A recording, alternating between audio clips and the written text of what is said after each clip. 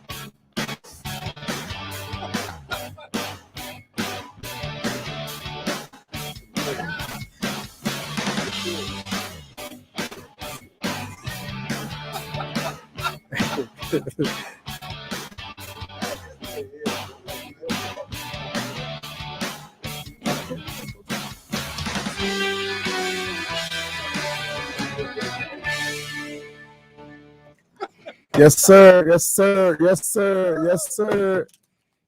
We want to welcome everybody to the Keep It Real podcast. We got a very, very special guest in the building. A pillar in the community. Has done his thing on the national stage. Does a lot for the youth in the community. Go ahead and introduce yourself, my brother. Oh shit! I gotta introduce myself. Like, here he go with the bullshit. Man, we got Rob Mack to go. Hey, we gotta go. We definitely got to go. Rob, when the flyer dropped, they said, "Y'all got Rob Mack on the show." Hey. Nobody, man. I ain't nobody. Nah. You're a little important out here. The humble talk. Definitely important out here. Yeah, man. He just playing humble. I will come through and support. I go back years with everybody sitting at the table. So, yes, sir. It's a good vibe. Yes, sir. Anything I can do to support. We're gonna do a quick high school recap, right quick. Hey, before we go to high school, Rob, let me ask you a question, man. University of Miami alumni. I'm a fan. I just threw up in my mouth. Alumni, you know what I'm saying? Calm down, buddy. We'll jump your ass. We got this Florida State as and we got the Catholics. He didn't even know what Notre Dame was, bro. Hey, that man say, Ron, that man say Notre Dame was in North Carolina. The man ain't even know what Notre Dame was. Y'all see why I don't speak? Y'all don't understand, man. He texts me, I don't respond. I don't speak to this man. You see? Oh, man. He like Notre Dame. Yeah. I can't even rationalize with this dude. Yo, the man like Notre Dame, bro. Hey, Rod, I'm humble. You ever been to a Notre Dame game, bro? You ever been to South Bend? No. Worst time of my life. Notre Dame game, yes. First, I visited coming out the first 3 days of my life. Yeah. I ain't see the sun for 3 days. Wow. Straight snow. Gloomy. Couldn't.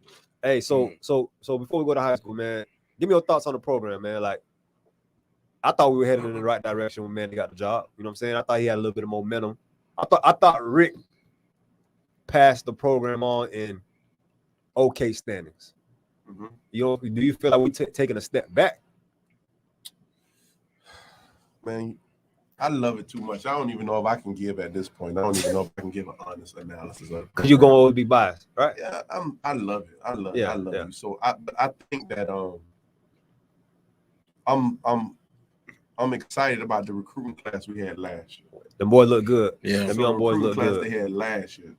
So I can argue both sides. So the things I can say good about Manny is every time we see in the area that needed to be fixed, he fixed it. He fixed it, okay. When we had an issue with the offense, he went and got an offense coordinator that everybody was happy with. Correct. We felt like they need more diversity and some guys on defense. He went and fixed some of those things. Okay. So that's the positive. The recruiting class I felt was well. So I like that kind of stuff. But okay. At the same time, where we at, us losing these games, and I don't see.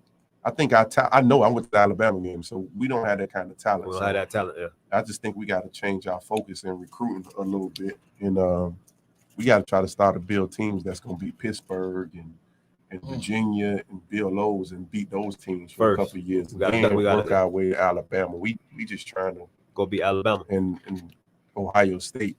Are we overlooking, I guess, real South Florida talent like dogs because they may be a little undersized? Or I agree. Yeah, I think we may have done that in the past. There's some kids that we all watch. We all watch football from the youth level coming up. So it's some kids that we saw play football that we know should have went there. Like, well, as a kid that University of Miami should have never let get out of here. 100%.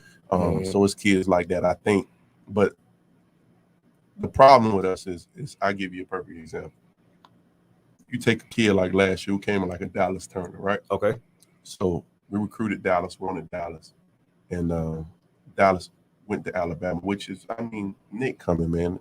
I think kids gonna want to go to Alabama right now. It is what it is. So we recruit that kid, and then we don't get him. Then we go get, I don't know who we got. I'm using an example, but we go get some other kid who built like him, look like him, but can't play like him. You know what I'm saying? So we don't get the true fight.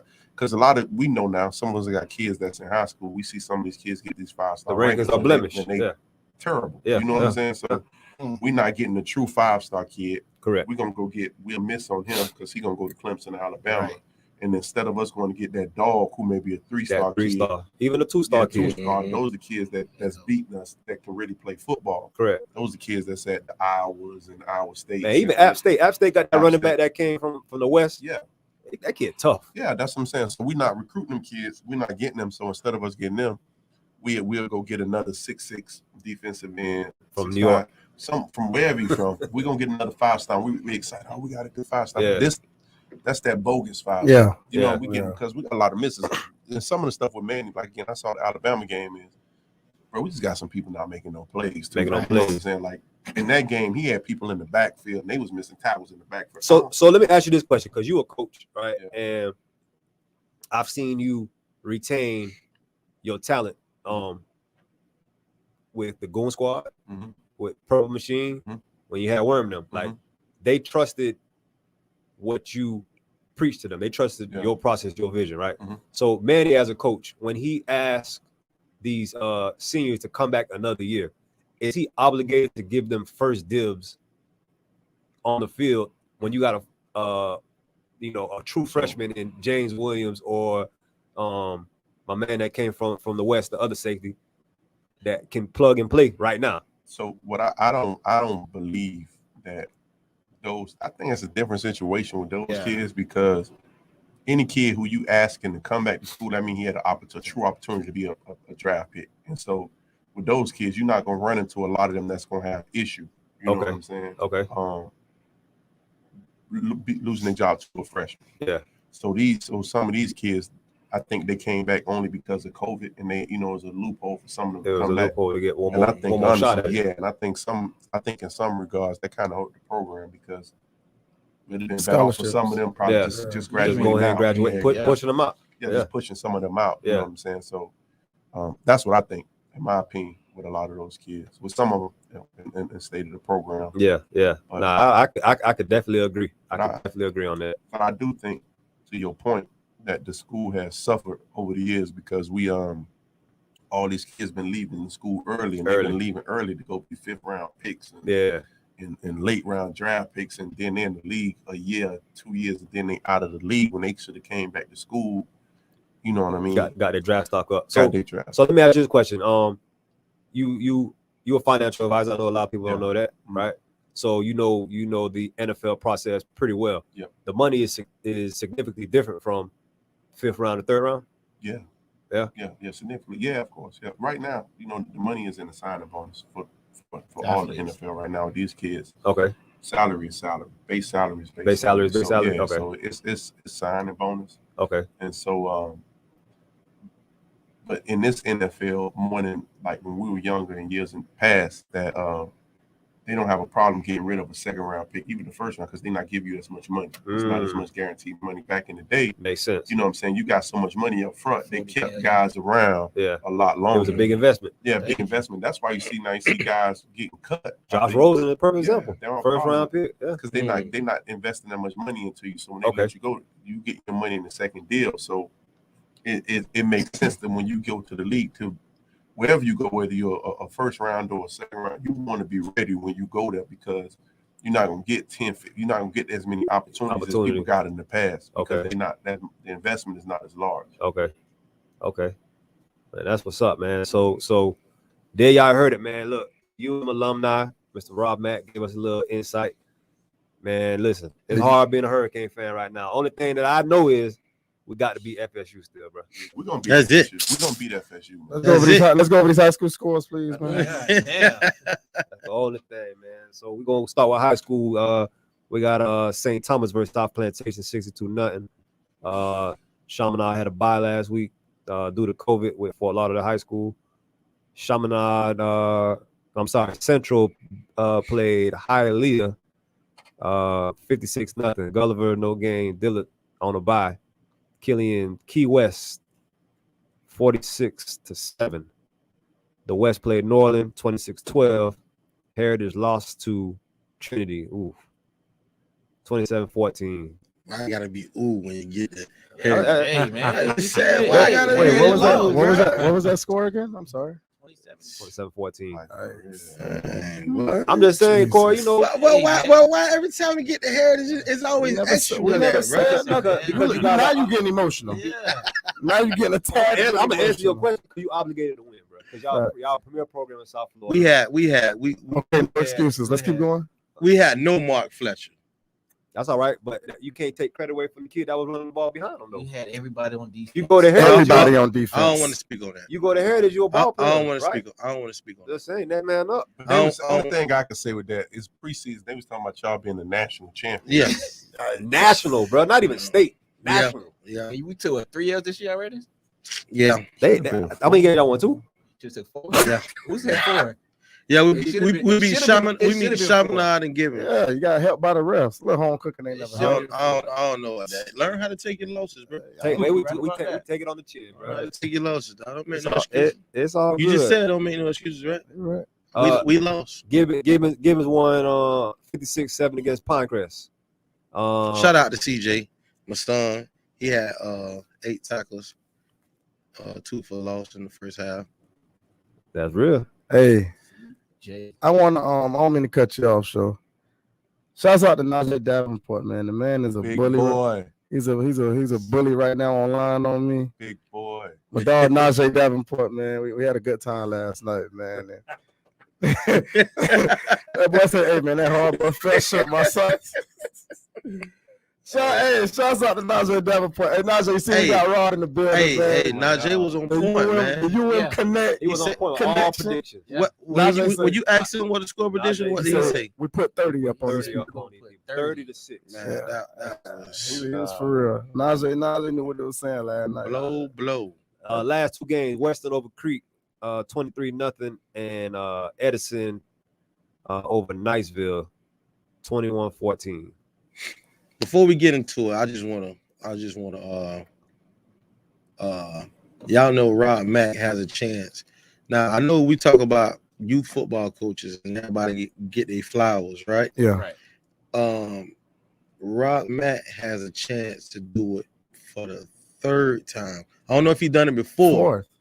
4th? How many boys you want with Worm then, Rob? Worm? No, I'm talking about dynasties. Like how many boys? With Goon Squad. No, it started with Worm then. Worm, you had a dynasty, right? That was the dynasty?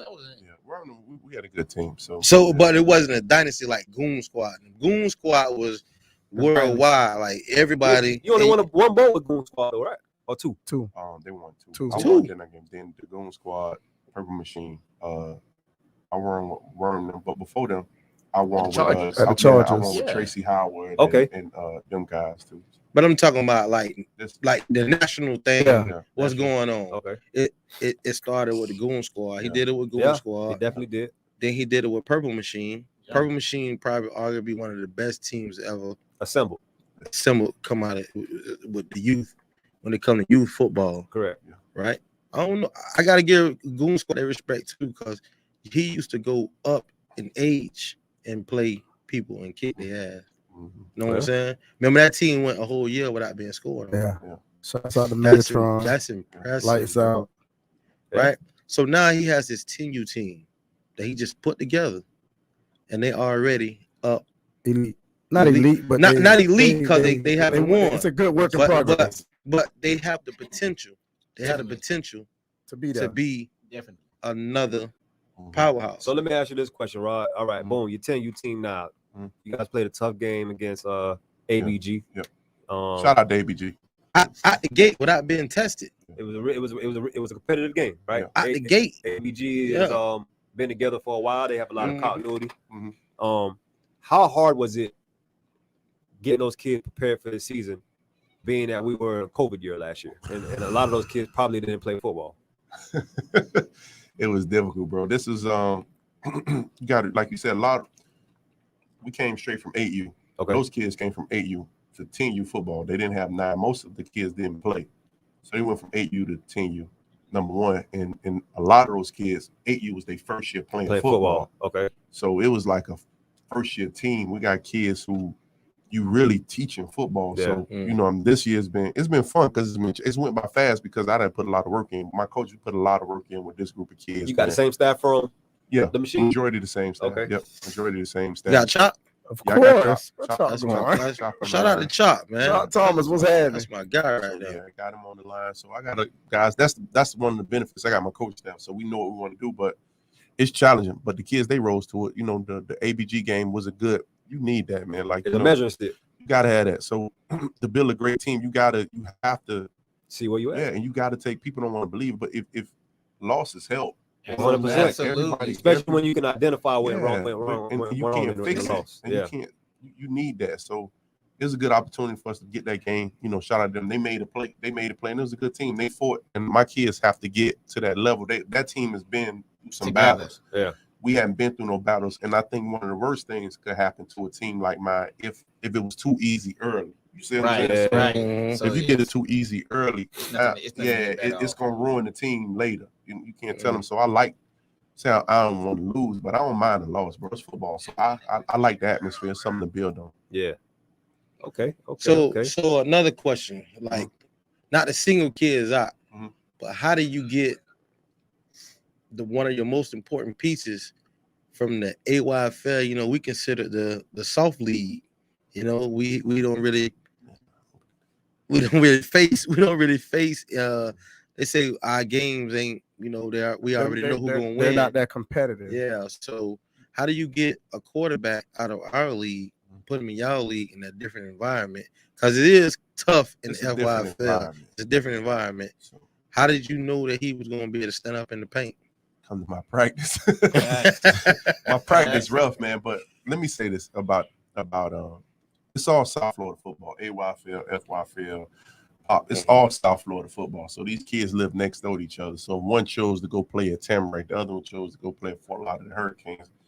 They the same kids. Yeah, come on, we can't say that. But what I can say, I think that if you ask me the difference in the leagues, is that in the FYFL, you may have you may have more of kids don't care who you are. They're gonna hit you back. Yeah. You know what I'm saying? So I'm not saying that a talented kid is a talented kid. It's more grit. Yeah, it's I believe it's more grit. I don't believe it's more talent, but it is more grit. Yeah. And the environment is it's more pressure. It's a more pressure packed environment. I believe. You got to perform or you get stepped on. Yeah, and so I think that's the biggest difference. Is just that you'll get like kids don't care about who you are. They gonna hit you back, especially at a young age. At the young age, especially at the young age. You know, as you get older, you can start separate. It starts to separate. But at that young age, kids don't care, man. They're gonna hit you back, and so that's what you find. I think the difference in leagues, in my opinion, outside of that, and I'm more frustrated with the AYFL since we own that more than I have a problem with them because I'm for all the kids. Y'all know that. Yeah. And I check on all the kids, but my issue is because we've been having the conversation for so long about the cutoff date, and I know some special talents, some special teams over there, and for them not to really get the opportunity, but have to beg and ask for the opportunity when they earned it because of the cutoff date. Mm-hmm. And so now I think the cutoff date is more about the adults than the kids. Yeah, 100%. And so we had this argument all the time. Me and Sid feels like AYFL don't care about being on that platform, that national platform. I beg to differ. I feel like they search for all of the the back doors and all of the loopholes instead of doing the right thing. You know what I'm saying? But because they beg for the games. But we've already established that if a team is determined to play on the national level, if you want to go AYF, you got to go 8-1. If you want to do battle, you got to go 7-1. But my problem is why the league should set a platform that allows these kids to do that shit. Come on, but I got history with this, right? So my history is going this. When I coach Worm, Sean Shives, and them guys, we used to play. The championship used to be the AYFL versus South Florida at the time. We used to play in the Dolphin in the Stadium, Miramar. We used to play those games. So we had to wind up playing Pasadena team. That's one of the best, hardest games I ever coached in. They had a great team. We had a great team. So back then, we were calendar year, right? Okay. So South Florida was calendar year, and then AYFL was August 1st. Okay. And so, for instance, my team, I had a 12-year-old team that had to be 12 I had an 11-year-old team. They had to be 11 all year long. Y'all play that 120, right? Yeah, 120. So we had to be 11s. I think it was 11 to 12 all year long. Whatever had to be that age all year. And when we played, they wouldn't allow us to play the 120s in that league. You had to play 130. We had to go No, up. you were the 110. I was the 110s. I had to play the 120s. They wouldn't let us play. We couldn't. You could have played at 110s. No. Yeah, we should have played, but that was my age. But those kids were, let's say they was 11 and they turned 12 after August 1st. Okay. So I couldn't play them. I had to go play the team that was 12 that turned 13 after August 1st. Yeah. You see what I'm saying? So we never got the opportunity to have any advantage, a true bump. So now we come to the FYFL. The FYFL changed their days to August 1st. Yeah. And when they changed to August 1st, guess what? AYFL changed it to May 1st. The May 1st. Yeah. So now that's my issue. Like, damn, y'all always want to have the advantage with the older kids where you can all say, let's just make it work right there with August 1st and everybody play everybody.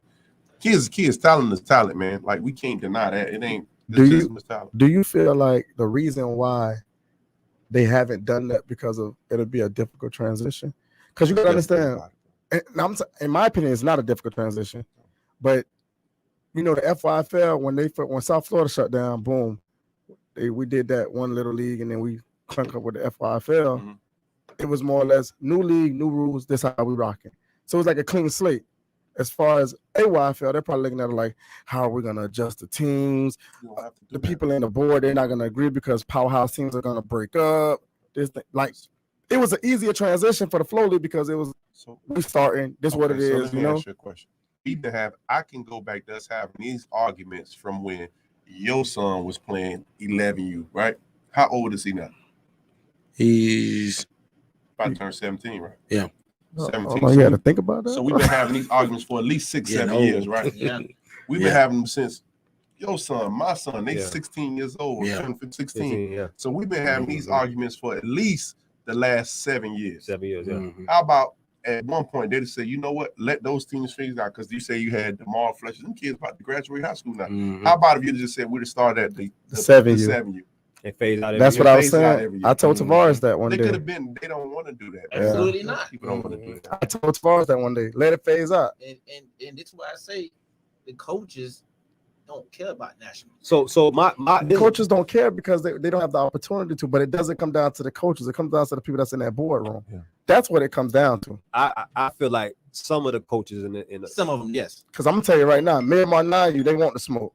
And I feel they want to. They have the team to be on that national stage. But they're exactly. I feel like teams in the AYFL aren't built to go play nationals. Not all of them, at least. Well, not all of them. Miramar 9U was built. So the ones champions. You may have 2-3 teams in the whole league that can probably go nationally and represent the league. Yeah. You know what I'm saying? All the other Super Bowl winners, they just happy with winning in the backyard and going home. Since nationals has been going on, it's only one team that had a successful run, and that was Plantation. They won it on 12U. Yeah. Other than that, even when the teams get in now, AYFL been getting killed. No, I can't say that. Why not? Because my 9U year, we knocked off, I forgot what team that was. Then we knocked off Deerfield. Then we played at St. Thomas and lost in the championship game to Welcome All. Yeah. So we made it to the championship. My 9U year at Plantation. One team. I'm just that was the same year. 2 teams. Mark Fletcher was there. Okay, 2 teams. So we knocked off. I forgot the first team we played. Then we knocked off Deerfield Patley Rattlers. How did Jack do? Jack, he lost a lot. Yeah. National team. Birthdays. He lost a lot. If you have a national team, so if you build a national team, you got to understand you gonna have to have at least you got at least 5 or 6 D1 kids on that team. Yeah, correct. People don't understand what nationals. People don't. If you look at the national team, you look at the teams who won nationals, right? You take Plantation. How many Division I kids you take? A lot.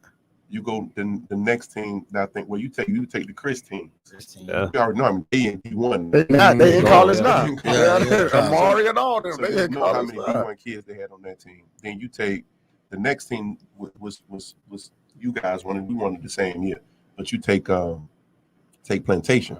You can go to list of D1 kids. You take Coon team that he had. Yeah. You look at the list of D1 kids. You take the Purple Machine kids. You look at the list of kids that potential D1 kids. Yeah. If you're gonna build a national team, it's tough, man. And people and this is the thing people don't understand it. When people start, it's frustrating. People say you got to load a team. Nah, that's a national team because as loaded as that Plantation team was, you played 2-3 teams that look you right in the eye, right? That's gonna hit your back. Yeah, and I played teams that we blew a lot of people out because execution and scheme, but we played people that I'm telling you, like if they had the same coaching, they would have Rod Mac, I can't agree with you on that. Rod Mac, you made it look easy, Rod. So now we're getting lies from Rod Mac because when y'all stepped on that field, y'all was 2 touchdowns. Rod Mac, we had to give up 21 points. Yeah, we give it like Billy is 2 touchdowns walking. Yeah. So you were 3 touchdowns better than everybody. Come on, Rod, man. Don't do that. We did that to people, but I'm telling you, you can ask the kids. You see a lot of them every day. Yeah. And you know how tough Bullet is, right? Yeah. We played that team out of California, the Pilots. Yeah. Coach boy, gotta send somebody else. You ain't never seen Bullet do that in high school. I'm telling you, we played people like, hey, somebody's got to win. Like they were hitting them. What? Yeah. These people was huge. That's they the Samoans, right? Yeah, they was huge. Yeah. Hey, Coach. Yep. You put it on them too. Yes. We put it on them. That's what I'm saying. No, we did. But sometimes let me ask you this question. That team special. At a younger age, people be scared. I mean, they don't be scared to hit people. When Bullet got to 11, they knew who he was. Yeah, they he was coming. Nobody wanted. They made business decisions. Listen, they started off tackling in the first quarter. 4 quarters of that dump truck coming down at you. It's like that in high school too. I just want to put that out there. Let me ask you this question, Rod. You've built, we can say two notarized powerhouses, and you're on the brink of your third right now. What goes into? We have a lot of new coaches coming in. Because a lot of coaches, they leave with the teams. They don't really start over this, that, and the third. So we got a lot of new coaches coming in. Prime example, Miramar 9, you put on a good show last night. This is George and Eric, them second year coaching. So, what advice do you give to these younger coaches that's coming in fresh out of college? And they have that pedigree to want to build a powerhouse team. What goes into it, as in building that powerhouse team? Because you built a couple. The first thing I say, anybody, I don't care what park you at, anybody who want any advice about building a team to help these kids, man, you can inbox them, call them any question. I don't care. I'm on my way out, though. You know what I'm saying? So I want to pass. We don't know about that. Rod said after this, I'm done. He said this is his last rodeo. Hey, listen. I heard that same story when Purple Machine was done. I heard it. I heard that same. He said, I'm done. He told me that same story. He said, I'm done, Sid. He said, I'm done. I'm finna enjoy my life. He said he ain't playing football. He said he going to baseball. Ross said, I hear you playing football. He said, after this one, that's it. I'm done. So I'm telling you, I'm a run this, and I want to get a knowledge, man. Like, I don't have a problem with that. I want to see us elevate. I love to see us win nationally. So anything but the advice I can give any coach, the first thing is, man, it's your parents. And it may sound cliche, bro. Like, if you don't have a good group of parents, you're not winning no nationals, bro. Because to win the national, you're going to have a Corey Goldsby, you're going to have a Mark Fletcher, you're going to have a bunch of people who are going to buy into the system. You know what I'm saying? When you look at what we did with the purple machine, I mean, we had Bullet running the ball, and when Bullet came out, Vince went in to play running back. We had running backs. You know what I'm saying? We had kids who can play it. They can all start. We had AJ and Chan, and the wide receiving core was crazy. That shit was crazy. And them kids didn't play defense, coach. Yeah. People don't understand that JJ. Them kids only play one side of the ball, and then they didn't get the ball. What about JoJo? He ain't play corner. JoJo ain't play receiver for me. JoJo played cornerback. Wow. Wayne played receiver. Wayne played receiver. He couldn't play, and that's what it is. And we set that precedent, so kids only played on one side of the ball. I mean, Vincent didn't start at running back for us. Vincent started in the country. But that was 12 year. 12 and 13. 11, they was playing both ways. Yeah, I didn't have. He didn't have that much. They had him on 11U. We had JoJo, Chan, JoJo and JJ played both ways. Yeah. So that's the year you had to go against the Chiefs, right? Yes, you had to. Yeah, so we still didn't have a lot of kids that played on both sides of the ball, but it took the parents to accept that, to buy in and say we just want to win and get developed. But if you don't have the parents, you ain't winning. So they're gonna have to buy into it. It's not the kids. The kids want to win and have fun, bro. It's never the kids. Mm-hmm. But you're gonna have to get the parents to buy into the system. That's the first thing you're gonna have to do.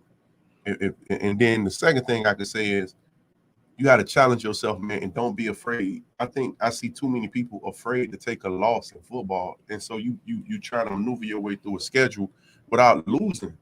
I think what made the team that I had was so special was that we played y'all dudes at young ages. We went through these tough games. We went through. These was tough games. That was our toughest game with Ravens, boy. These games we went through it, boy. So kids was battle tested. Yeah. You got to go through that, man, and don't be afraid to take a loss, because that's how you're gonna learn. You're gonna figure some stuff out in the loss. That's what. Is it the new school though, coaches? When you say don't take a loss, because back in the day, South Florida days, you didn't care. Because now it's social media plays a big part. Social media plays a big part. I don't have to go nowhere and know your game. You took a loss. Yeah.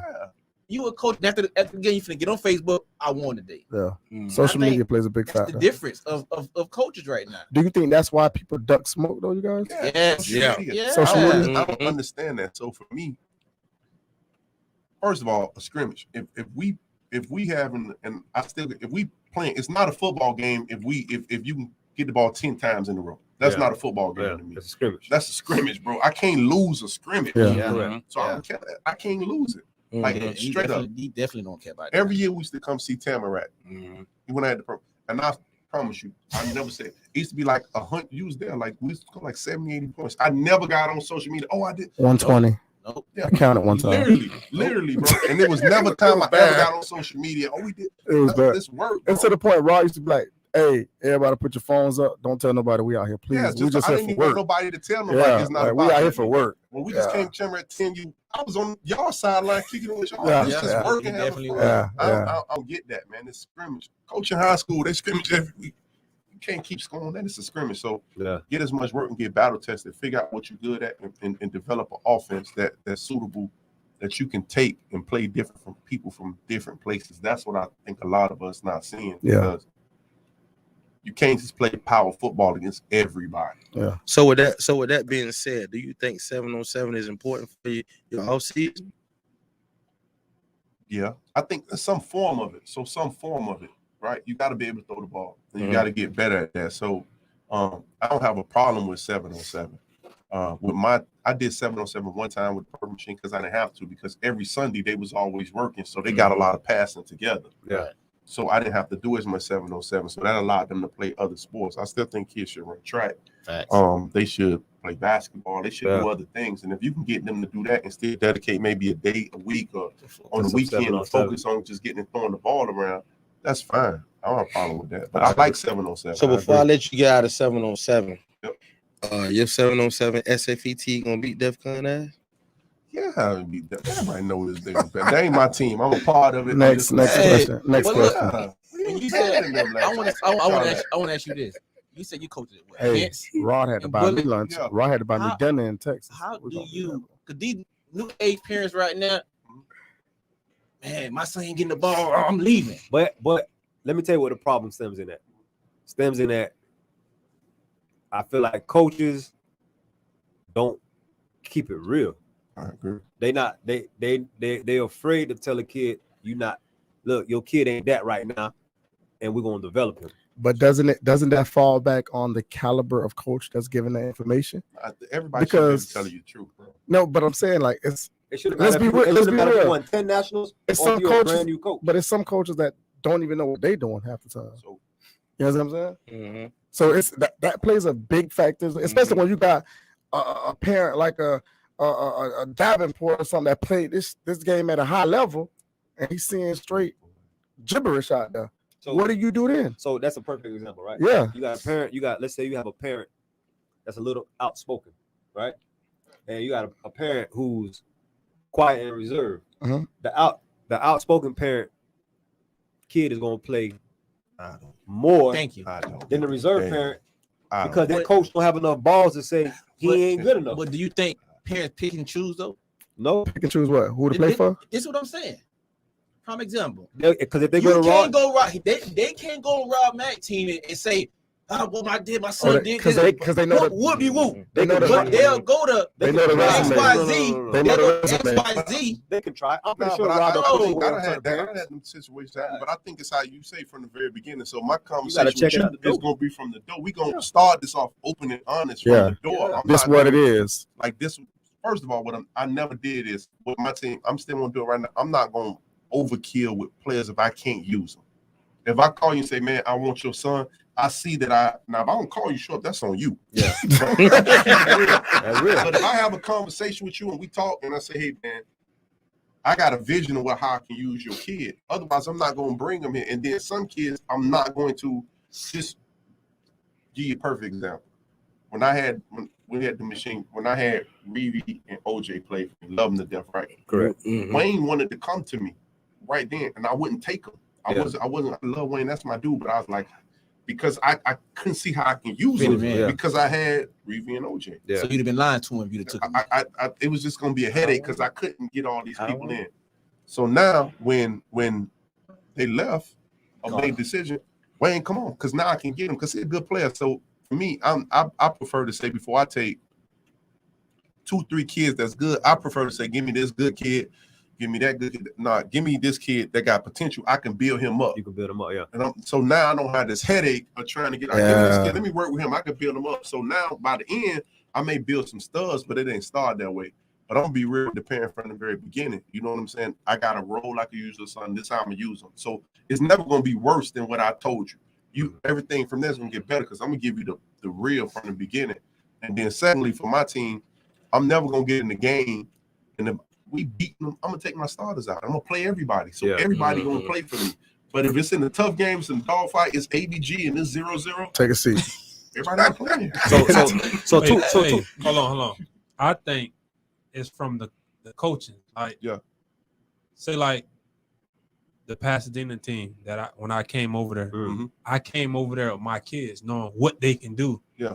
But Chalknam man had the same vision I had. Yeah. So I think that plays a part in it too. I might have told James, you can play running back. Mm-hmm. You're gonna be the running back. Mm-hmm. But when we came over there, James didn't touch the field at running back. Yeah. Now it's like, damn, I don't make these people come way across town. How do I make them happy? So it's like when you have them two different coaches, I think that's the problem.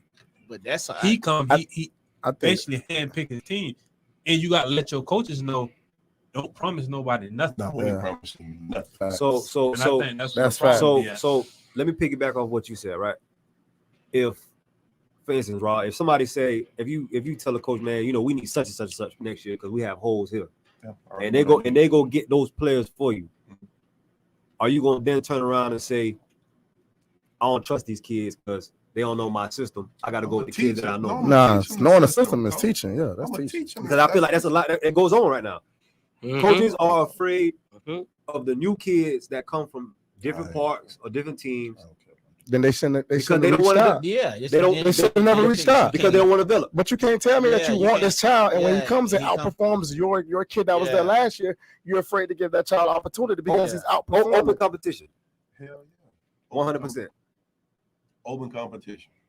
You straight face around, Matt. Listen, let's go through this. I can give you a perfect example. My son was a running back. Facts. Ryan was a running back. That's real. And can still run it. He go to 13. If he got it, he gonna bust it. Definitely But guess what happened? He can run the ball. Vincent Shavers come here. Vincent Shavers, get your ass to the back of the line. That's real. That's real. We're gonna keep it, bro. We're gonna keep it all the way real. Like I'm not doing it. Like I respect the game too much. Do you know what? No, he just said a handful, man. Do you know what game? But do you know what type of integrity you got to have for the game to do that? Because a lot of coaches, especially fathers on the staff, daddy ball, wouldn't have did that. You got to have integrity and respect. No, you just got to be real. No, you got to have integrity for the game. It's not about being real. You got to respect the game. Integrity for the game. You got to respect the game, dog. I got too much respect and love for the game. I'm not doing that, man. Listen, man, you get what you earn over here. I believe that wholeheartedly. Like that's life. That's life. Facts. Yeah. So one thing I can say, right? So for all of us, right? Coaches, especially at the youth level, and even high school, 90. If you get a kid to go to the pro, we ain't coaching pros, bro. That's not what we coaching. You know what I'm saying? So you're not gonna get pros, but all these kids that one day they're gonna have to go get a job. They're gonna have to be fathers. They're gonna have to be men. And it's our responsibility to teach them that. We gotta teach them accountability. We gotta teach them work ethic. That's the stuff that you got to teach these kids from a young age. So that's what I'm teaching them. Yeah. I ain't trying to teach no pros. Most I want to try to get you to college. They ain't teaching that. They ain't not teaching that in football. So that's what you're supposed to discipline. So I always say I'm gonna be in the hunt because my team gonna be accountable. They're gonna be disciplined. They're gonna have work ethic. They're gonna be tough. I'm gonna teach that. That's the foundation. You're gonna lay the foundation of it, and that's something that's gonna carry them on in life, right? Correct. Because most of them not gonna be pros. So we ain't coaching pros, bro. I'm coaching men. I'm trying to raise young men. And that's what we're doing. They trying to win now. Let me ask you this question, right? Mm-hmm. You were recruited by the University of Miami. Yep. Coming out of Pace. Yep. You graduated what year? All right, I'm gonna shut up. Nah, I graduated 95. All right, so you came in through you went through the real powerhouse of football in the mid 90s. Yeah. That was powerhouse of football in Dade County. You were recruited at a high level. You know, some of the top institutions in the country. Yeah. What have you seen? You have a son now with multiple offers, getting multiple visits, this, that, and the third.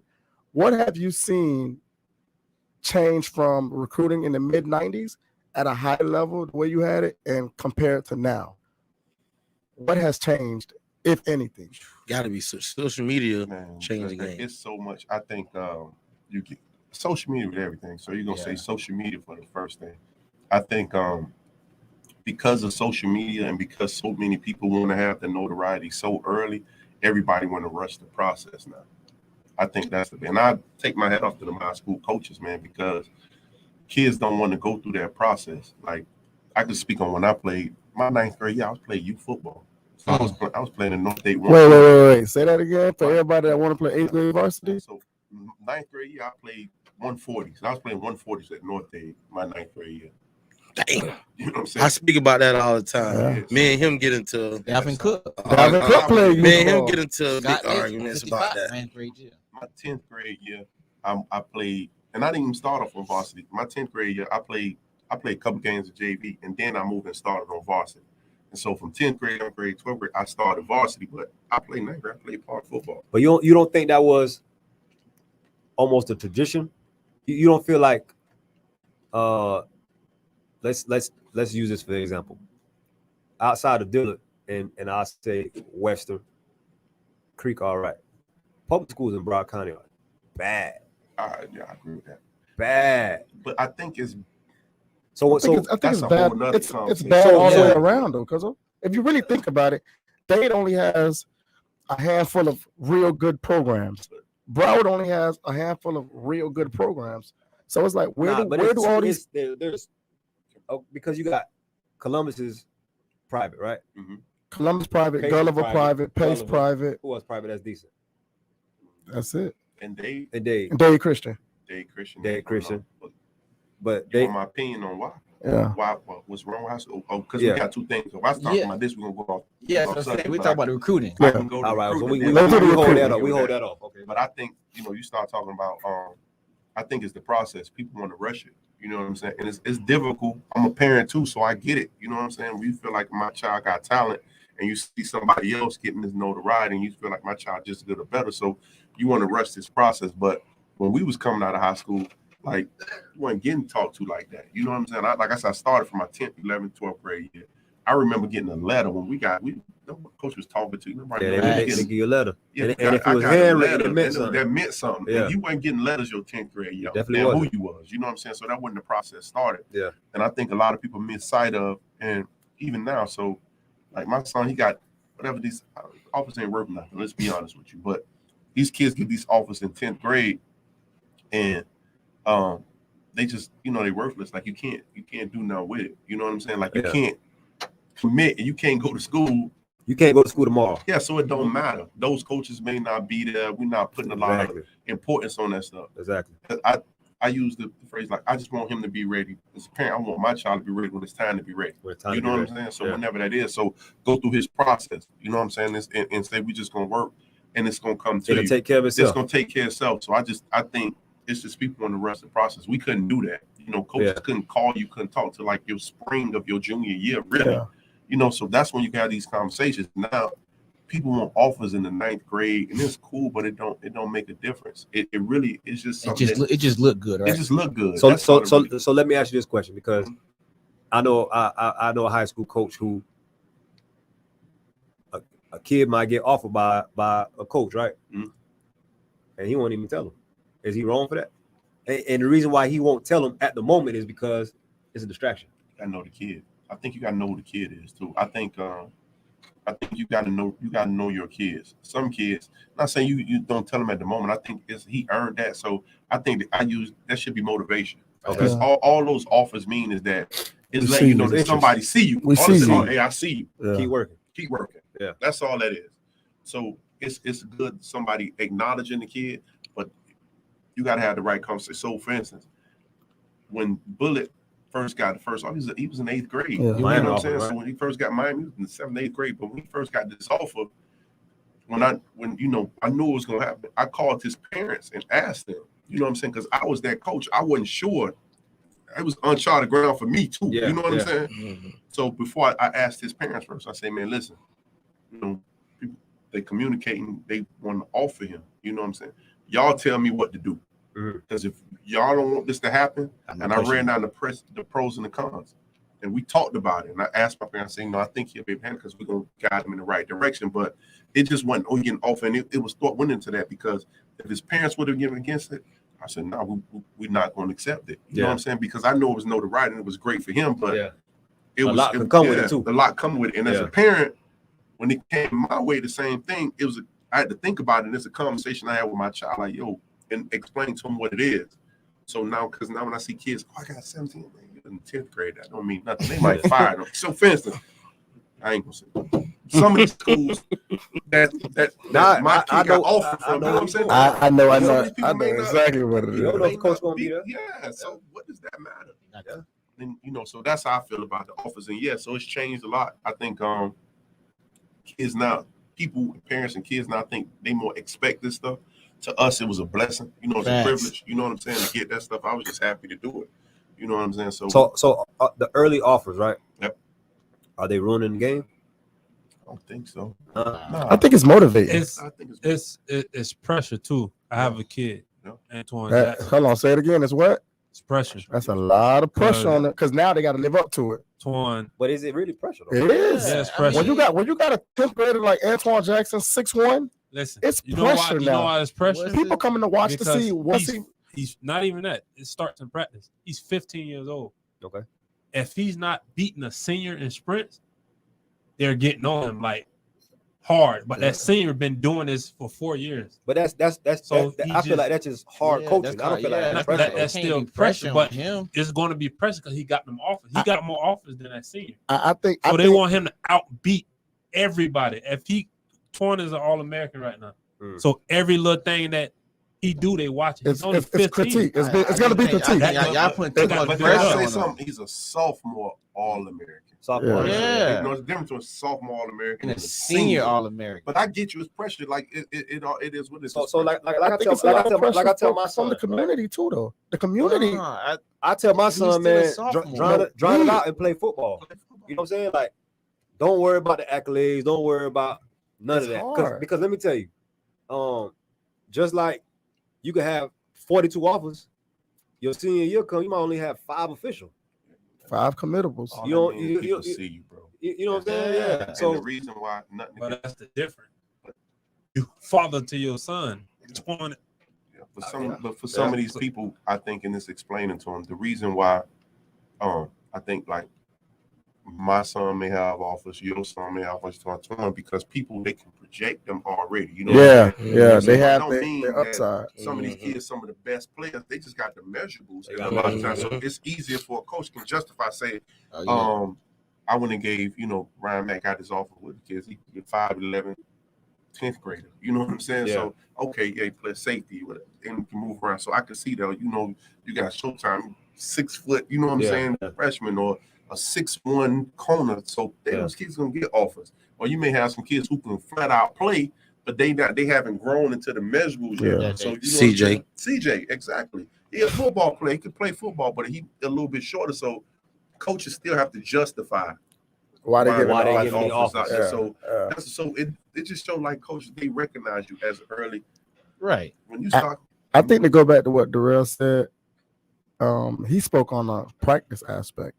I feel when you got a kid like Twan, that's I think is going to be a 5-star by the time it's all said and done. He's going to be a guaranteed 5-star. And Darrell's like hand in hand with him, trying to keep him on that straight arrow. Tunnel vision. It's like it's a lot of pressure for a 15-year-old to be getting all these offers, and you're winning football games, and people are going to these games at Dillard to see. Let me see what number 1 do. Like that's pressure for a 15-year-old. Don't feel like he can lose them. Don't it make him a target? He feel like he lose what? If you don't feel like he play a good game, he feel like he lose the offer. He had I want to say bad game against Nova, but these last couple of games he been getting interception. So Nova game he really ain't getting no play. Dang, coach, I ain't getting no tackles. They didn't run your way. They didn't throw the ball. But he'll go. Like he's beating himself up. Go down. Exactly. So that's pressure. So much pressure. But what you need to tell him it's automatically given. How many of those offers can he commit to right now? None. Yeah. So he lost them. Yeah. Because he can't commit to them. You know what I'm saying? Yeah. And when you look at it in that sense, so you got to break it out to a different eye level. We got to put him back down. Like, yo, it's okay. It's okay if you get beat. It's okay if you miss a tackle. No, we know that as adults, but when you're talking about a 15-year-old to accept all of that, look how he did against Nova, kid. So he playing uptight. He's not playing free. He's not playing free football. That's what I'm saying. That's where the pressure comes in at. Yeah, but that's why people like Strong got to be there to say, "Hey, Jit, relax.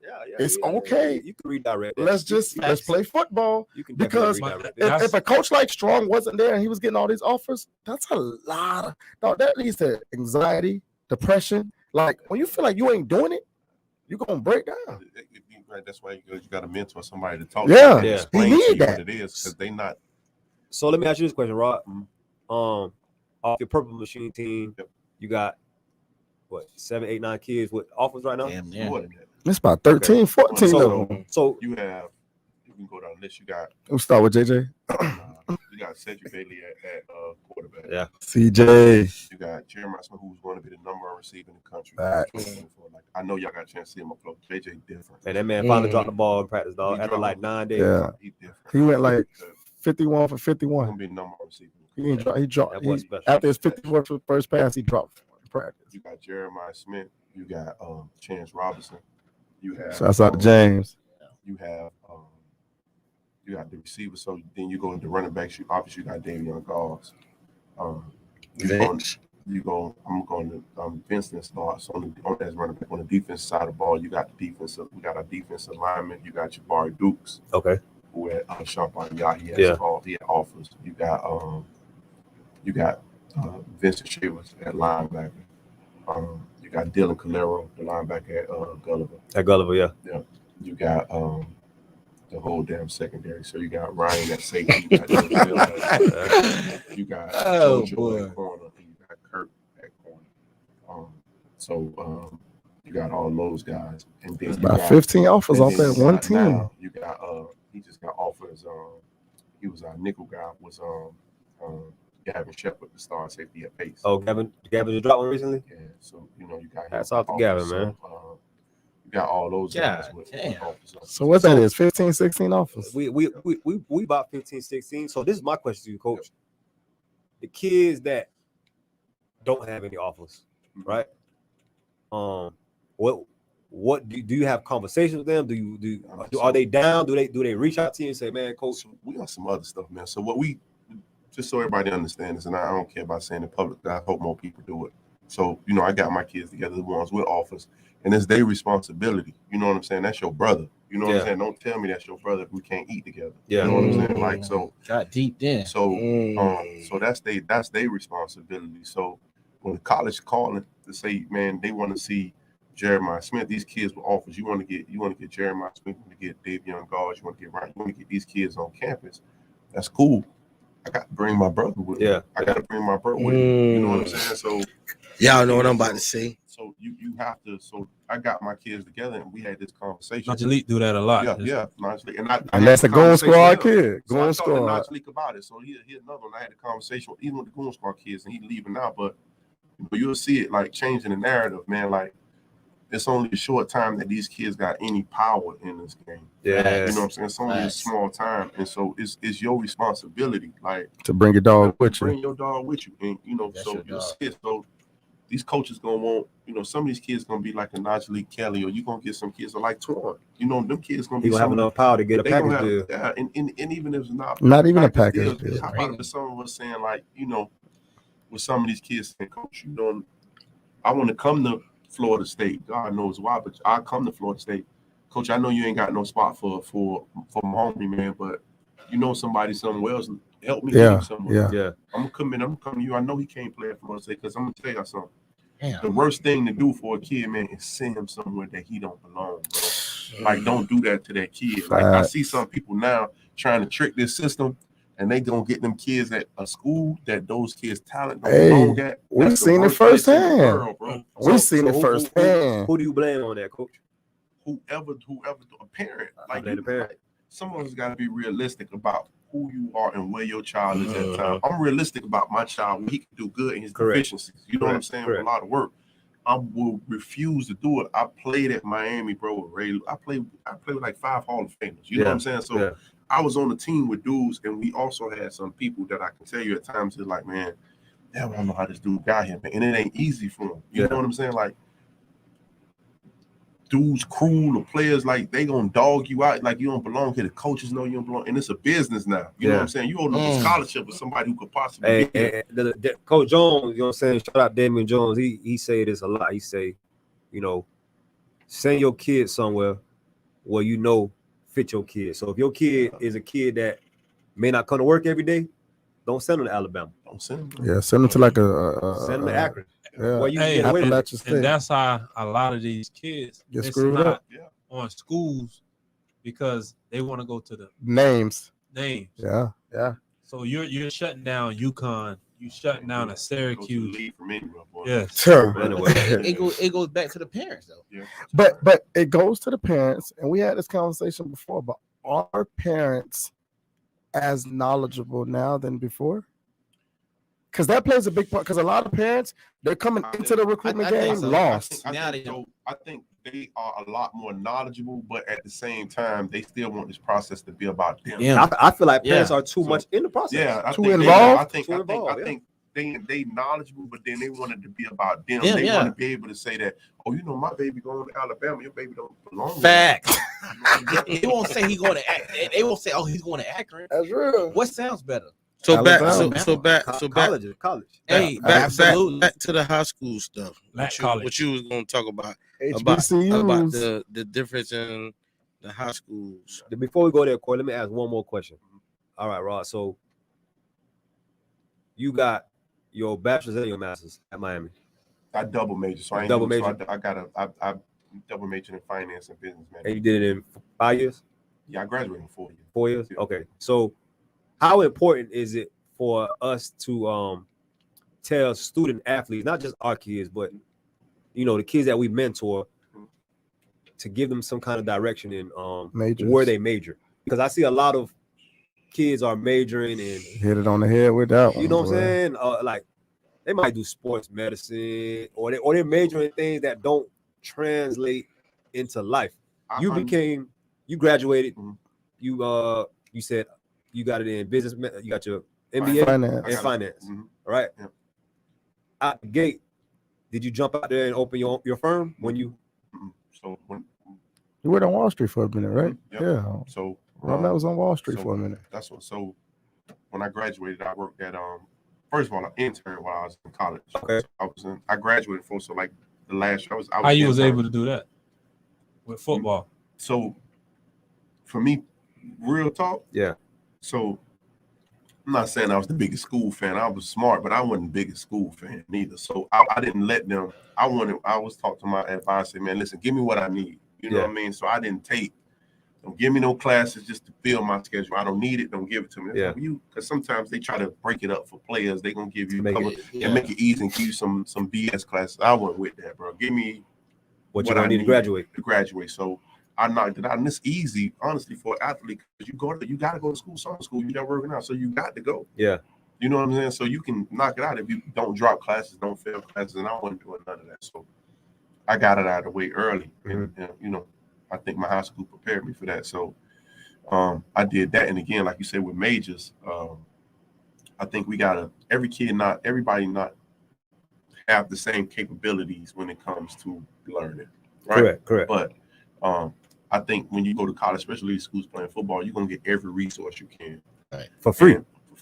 Because you want their dollar. Everything. Yeah. You're gonna get it, right? And I just feel like we have to push kids in areas that translate into doing something in life. You know correct. What I'm saying? So I agree with that. So and it's not as hard, even for some people. I've seen people get degree dudes, one of the smartest, but find an area, and we got to push them. We got to start now introducing kids to it. You know what I'm saying? So correct. I just got a comment from George. He played at West Virginia. One of the coaches on the Little League realm now. He says that sometimes you don't have time for certain type of degrees. That's why coaches. Which one? Which degree you don't have time for? He said that's why coaches push towards ACE degrees. I don't got time for this woman. I personally, I don't believe. My opinion is this. And when for the people that don't know, can you clarify the ACE degrees? Like advertising and criminal justice, and like whenever I talk, like when I'm at Chaminade, I was talking to Will the other day. Okay. And he was like, "Yeah, man, Michigan gonna be the go-to." I said, "All right, cool, man." He was like, "I really like Michigan. I like this school. I like that school." I said, "All right, so pros, cons." I said, "What are you measuring?" He's like, "I don't know." I said, "We need to sit down." I said, "Yeah, they have one of the best business schools." And that's what he was saying. That's what he was saying. I feel like the degrees that kids are going to school for, they're just going just to hurry up and get back on the football field. They gonna put you. That's my opinion. They're doing it to hurry up and get back on the football field. It's not the kids, man. Part of it is the school system, right? It's the system. It's the system. Look, they need to keep you eligible and keep you on that football field. That's their job. And then they want to graduate you because it's seen that way. So obviously they're not going to direct you to being pre-med or bio. That's more difficult, but you can do that. You can take it engineering. Yeah. So they obviously, they got the academic advisors who want to guide you in the role that's probably they feel like best for you. A lot of these athletes, a lot of us, because I did it, man. I got an ACT score that helped me accept my scholarship. And that was it. I got it my junior, like take it again. Hell no. So what? I can I go to school with this. That's it. Yeah. But now people judge you off that. Off that, yeah. And so that's the class they're gonna try to go this way. And I'm like, nah, I ain't doing that. You know, so you gotta have the backbone and say, nah, that's not what I want to do. I want to go this way. You said a comment earlier. Mm-hmm. You went to Pace and you stated that my high school set me up to do this. Yeah. Prepared you. It prepared you. Do you think what was the difference between the education you received in high school at a public school than a private school that prepared you for college? I think it was more than just the education; it was the environment. Right. So, for me, I'm from Kansas City, bro. I'm from Earth Grove. You know what I'm saying? So you grew up a certain type of way. Yeah, we grew up a certain type of way. So me having the opportunity to go to Pace was a different experience for me. So I didn't go to school with a lot of people who looked like me. Was it a culture shock for you? Early on, yeah. So my first few days, I went to skip, bro, and I was the only person in the hall. So I was who made that decision for Pace before you continue? Your mom? Nah, I played on a real good little league team too. So I played on a really good little league team. Probably if you ask people to go back, we was better than some of my teams I had. We was good. So let me tell you, my little league team, we played 145s in the 9th grade. 10th grade year, bro, we lost the game before state and all of us started. Damn, we was good, man. Like we was really, really good little league team.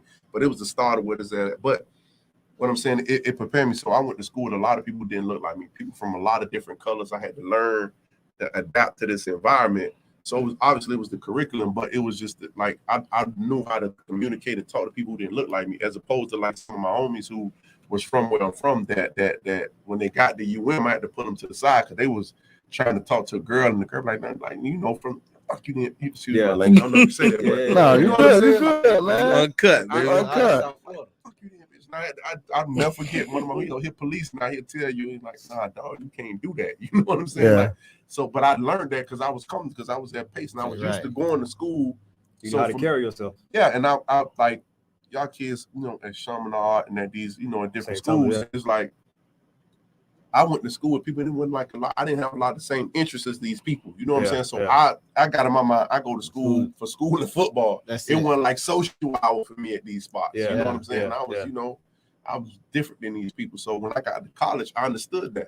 I didn't have to. You can adapt. Learn. I can adapt. I had to learn that. So that prepared me more than anything, I think. Financial literacy. Yep. How important is it for us to push it on the younger generation? And it's so important. It's so important. I'm gonna give you an example, right? So I have this happening to me right now. I got a family member, and they are long story short, I got a family member who had an ex-husband that passed away, right? So they had a home that he left to them. So the home went in probate. People may know what that is, but the home went in probate. Okay. Long story short, now they have to get a mortgage on the house. Correct. Just to take them out of the mortgage. So my family was calling me. She was like, "Well, the lending company is asking me how much money do I have any money for down payment, escrow, or for escrow and things." She have no idea what any of that means. Correct. And she graduated from college, but she's smart in what she do, but she got no financial literacy. Love for the death, but she just have no idea about any of this stuff. So that's the most important thing, because like we already said, when you know better, you do better. Correct. And I can speak on forever about so many people that's like messed up money and did, but they ain't know no better, man. And it's hard to change somebody when they develop so many bad habits. You get it. You telling somebody right when all they know is wrong. You the crazy person. You know what I'm saying? I don't want to hear that. Like, you gotta have something, and then when you don't know, you're skeptical. You think everybody trying out to get you because you don't know. Because why are you trying to be so helpful? He trying to get something for themselves. When you just tell them, nah, man, you probably want to put this money and put it in the money market and all kinds of stuff. Grow here, put it here, invest there. And they looking at you like, man, what you gonna get out? Yeah, like you got it. It got to be about you, so because they skeptical, which I understand when you don't know. But if you was teaching them that at an early age, and they can say, okay, when I get this, I'm gonna move this way. I just think with us a lot of times with money that we are we reactionary when it comes to it. We're not practical because we never got opportunity to plan. We get it. We never had, so we want to do it instead of sitting and say, okay, I'm getting it, and I got an idea of how I'm gonna handle it. So, but that's real, man. Hey, Edrin James is one of your good friends. Yep, that's my first time. Listen, man, the investments that he's made, you did a good job, Rod. I ain't gonna lie to you. You know what I'm saying, Rod? Like. And EJ been paid in the league. Yeah. You know what I'm saying? You still got Joseph from the Raiders?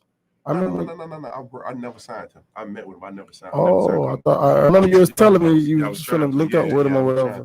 But I never signed him. But what advice can you give to somebody like Coach Strong that is not in that environment that we're talking about, that's at these certain school settings, what can he implement as far as getting them ready for college in a public school setting?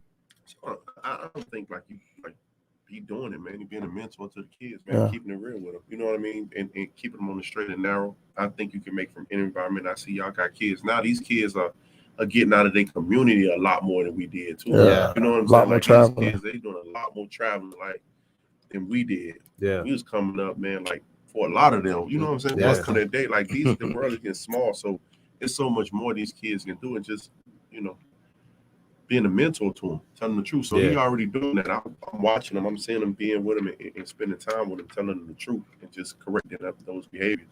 James Robinson asked, "What's a real degree?" STEM, in my opinion, science, technology, engineering, mathematics, and of course, the healthcare and the legal field. That's just me. I don't know if, and of course, finance, but I feel like that's just me though. I mean, when we're saying real degree, we're talking about, this is my opinion solely. You jumping out of college and you could get an offer just that fast and you could get to work. You graduate from college or open your own practice. So for me, when I think that's what I think. I know a lot of people who went to school and got degrees, and Najee just said it too. STEM. And they come home and they get a job, and there's nothing wrong with, I don't care where you work. I just believe maximizing your opportunities. Yeah. Do you believe in, because I feel like the world, the world turns because of workers, right? I hear a lot of people say, I can't grow in my job. I want to be an entrepreneur. There's a lot of entrepreneurship pursuing going on right now. And I don't knock that. It ain't meant for everybody to be entrepreneur. Listen, there's some people at a 9 to 5 right now that's making 150. That's comfortable. That's good money. That's $200,000 a year. It ain't meant that's good money. Probably working from home right now. And I feel like that's real good money. Like that's why we have a shortage on labor. Like, but that's why. but that's where that's why I say, like, if you get a degree, it's a difference when you get a degree in a STEM major than when you get a degree in journalism. You understand what I'm saying? Like when you go to school, and I'm hearing these degrees of like journalism and advertisement and market. I don't get. They feel like they going to the pros. That's the problem. My oldest is a senior at Morehouse right now, right? Okay. And so we just had this conversation today. So he expecting. So he getting his degree in accounting. Right? Okay. So he getting his accounting degree. He's going to be a CPA. So, but he's been working. He's been interning with a company over the last couple of years that they want to bring him in. Hopefully, they told him to apply for a position and maybe in the finance. It's part of the finance in the company. Whatever. He coming out of college, and so he was just telling me that they probably start him off maybe around 80,000 coming out of college. 21, 22-year-old. So maybe 6. He gonna probably make 6 figures right out the gate. You know what I'm saying? So, but it's based on getting a degree in the area. Again, like the point I was making is, I ain't knocking anybody for whatever you do, and I think I'm gonna get on the other side. We start talking about kids, and these kids get trades, that make a lot of money. Darrell is big on that. So these people, and I believe that, and I know somebody right now. I'm looking up, trying to introduce these kids to understand that, but those mechanics at these foreign countries, people make a lot of money. Don't trip. These people making money. Plumbers and electricians making $250,000 a year. Degree. Money. Plumbers and electricians. Some trades, but my point is, if you got an opportunity, people open up a door. That's like right now, somebody say, "Hey man, I'm opening up the mall. Y'all get whatever you want." And they got the Rolex, and I'm going over here, bro. I'm not coming out of Foot Locker. You know what I'm saying? They not open source. So you got. I'm not. Right, they going to Gucci, right? Yeah, I'm not coming. I'm going. They got the beers over. I'm going to get the diamonds. I'm going to Cardi. Give me that. You see what I'm saying? So, I look at it that way. So now I'm not going to judge the person who got an opportunity to go in the mall to get what he wants, up to the person who never got that opportunity. You see what I'm saying? Yeah. So, but if you get this opportunity, maximize that. Don't come home. Yeah. Don't go to college and play football, because them people gonna drag you. Yeah, it's a business. I think it's the parents. They see it. We can't say that. They see it. Oh, my son's a 4-5 star. He's going to the league. He don't. Oh, you talking from that perspective? From that perspective. But you go to the league, but still get your degree. So my point is just like, go get your degree. That when you come home, you got something. You got something. All your degree, but your degree is the most you can do is say, okay, I can go be whatever it is. Something that start off at 30, 40,000. Nothing against the person make 30, 40,000. Yeah. Bro, you mean to tell me them people had you in there, you had an opportunity, you can come out making $100,000? And you go get a journalism degree. That's the problem that I'm having. That's crazy. I'm telling you. That's what I find crazy. He go over there, he leak, and he don't go to the pros. Okay. Is that disappointment when he come back home and get a job? Nah, because he went to school for free. He went to school for free. I think that's the perception. Wait, it's different now. So Rob Mack, what if you got a kid like, let's say, Brandon Ennis? After his senior year, that kid probably potentially gonna be a millionaire with the NIL deal. Yeah, with the NIL deals. Yeah. Still, how do you handle that? $1 million ain't no money, bro. That ain't a lot of money. But so some people ain't never had $1 million, so you crazy, but $1 million ain't a lot of money. But you still have to, right? No matter what you do at 21, 22, some of us done did that twice. We done been on this earth twice that time at this point. That's so speak for yourself, Rob. Like my granddad said, keep living. Keep having birthdays. But my point is, man, prepare yourself and educate yourself that whatever you do, it give you options. Yeah. You know what I'm saying? So just because you say you get this money, or it's worse to say you get it at 21 years old and they done gave you this money, then you don't know what the phone and this money shall soon part. So at least go prepare yourself, get you something. And because the people, even I have some friends like you may say who didn't get a degree, but don't think they're not educated. Don't think they didn't go and try to. They went and better themselves some way. And all them finance, all that stuff, you got an opportunity to learn it. Go learn it. Let me ask you a question. What's your thoughts on these NIL deals? As a financial advisor, seeing an 18-year-old 4-5 star walk out, and you get GoDaddy to tell them here goes $750,000. Are you allowed to represent them? They've been doing that. Yeah, that's from a financial. What do you mean? Yeah. Okay. High school kids. So LeBron James. No. We're talking, but anybody could. Majority, it's off your likeness now. For my son, what I'm gonna tell you, for my son, from my college experience, I think it's great that those kids getting the money. But if somebody want to get Ryan back that kind of money, ask his daddy, I'm gonna say, guess what? We're gonna put that money away.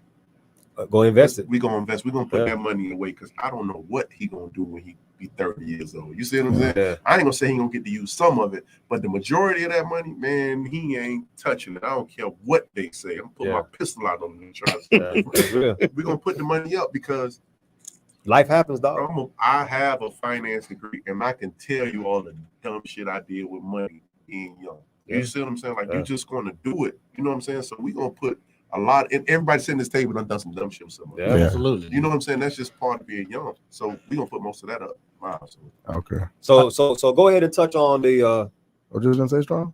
No, I was gonna say a lot of these kids, or I explain to my kids, it's a lot of these kids trying to make it to the league, but they don't know the pressure when you get there to stay there.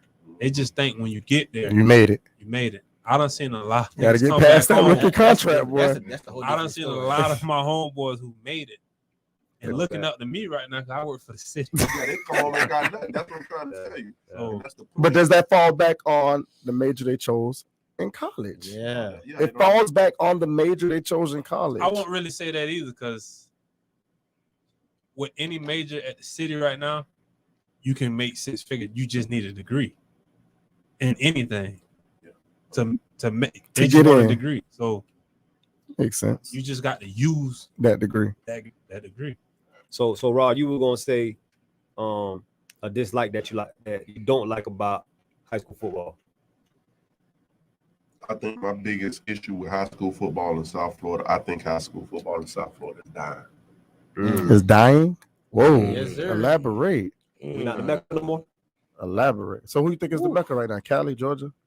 I don't, from talent, raw talent, we still got raw talent. Yeah. But look at it, man. From dominance. Not dominant, but you look at, I'm just talking about like the fact that we can name and people say, oh, they got all the talent. That's not true. Dillard don't have all the talent in Broward. Yeah. St. Thomas don't have all the talent in Broward. Yeah. Like, if that's all the talent at 2 schools, we start. The fact, bro, St. Thomas played the last 2 weeks. I've seen some of the worst high school football teams I've seen, bro. Like coaching. I'm gonna get to why I think so, but the drop off is so big, like huge. It's huge, and some of these kids still gonna go to college and do well because they got raw ability. Yeah, but I think that, and I said this, the funding is so low for high school football. I agree. Or high school sports is killing it. It's killing it because, especially in the public sector, because you look at the teams that are successful, right? And there's not a lot of them. They just fortunate in a lot of times to have coaches that got the ability to dedicate that kind of time. And even the ones that we do have it that's doing it, they still not on the level of some of these teams in Texas or these teams in Georgia. Yeah. First of all, you got to look at their facilities and the things they got to work with to develop the kids. Yes, sir. And then you got to where you paying a high school coach, bro. 80, 100,000. I love football, and I had an opportunity. I got an opportunity exists right now for me to go get a high school right now, and I know I can do it, and I guarantee. And I ain't that good, but I know I can win state. Yeah, right now. I win state within the next 4 years. I bet my house on it. Mm-hmm. I got an opportunity right now, and I had one, and I had one a couple years ago. So I've had these opportunities to coach high school. I can't afford to coach high school football. Yeah. You lose the money. I go to gymnasium $1,000 a month. I can't coach high school football. You know what I'm saying? I just can't afford to do that. I wish I could, but I can't. And there's a lot of other people out there. You know what I'm saying? Mm-hmm. I know Coach Strong, if he had an opportunity to say, man, listen, that he can go get a job at making $75,000 a year. He out of there. Because doing something you love. You know what I'm saying? Like, you're getting compensated well you know what for I'm it. saying? So for me, even if I would do a high school, even if they can make it justifiable why I'm gonna put the type of time I need to put in, but they can't pay these people. So no disrespect to nobody who's doing their time. I'm not trying to disrespect anybody. Take it the wrong way, y'all know how I get down. So, but I'm just telling you. There go the disclaimer. I'm just saying, like, right. but I'm not disrespecting. But I think because if they can pay these people, the quality of coaching will tremendously increase. Yeah. Texas, they pay these high school coaches 120. If St. Thomas offered you a head coaching job, would you take it? St. Thomas? Yeah. Depends on what they're gonna pay. Yeah, it falls back to the money. I heard they paying good over there. Harriet over 6 figures.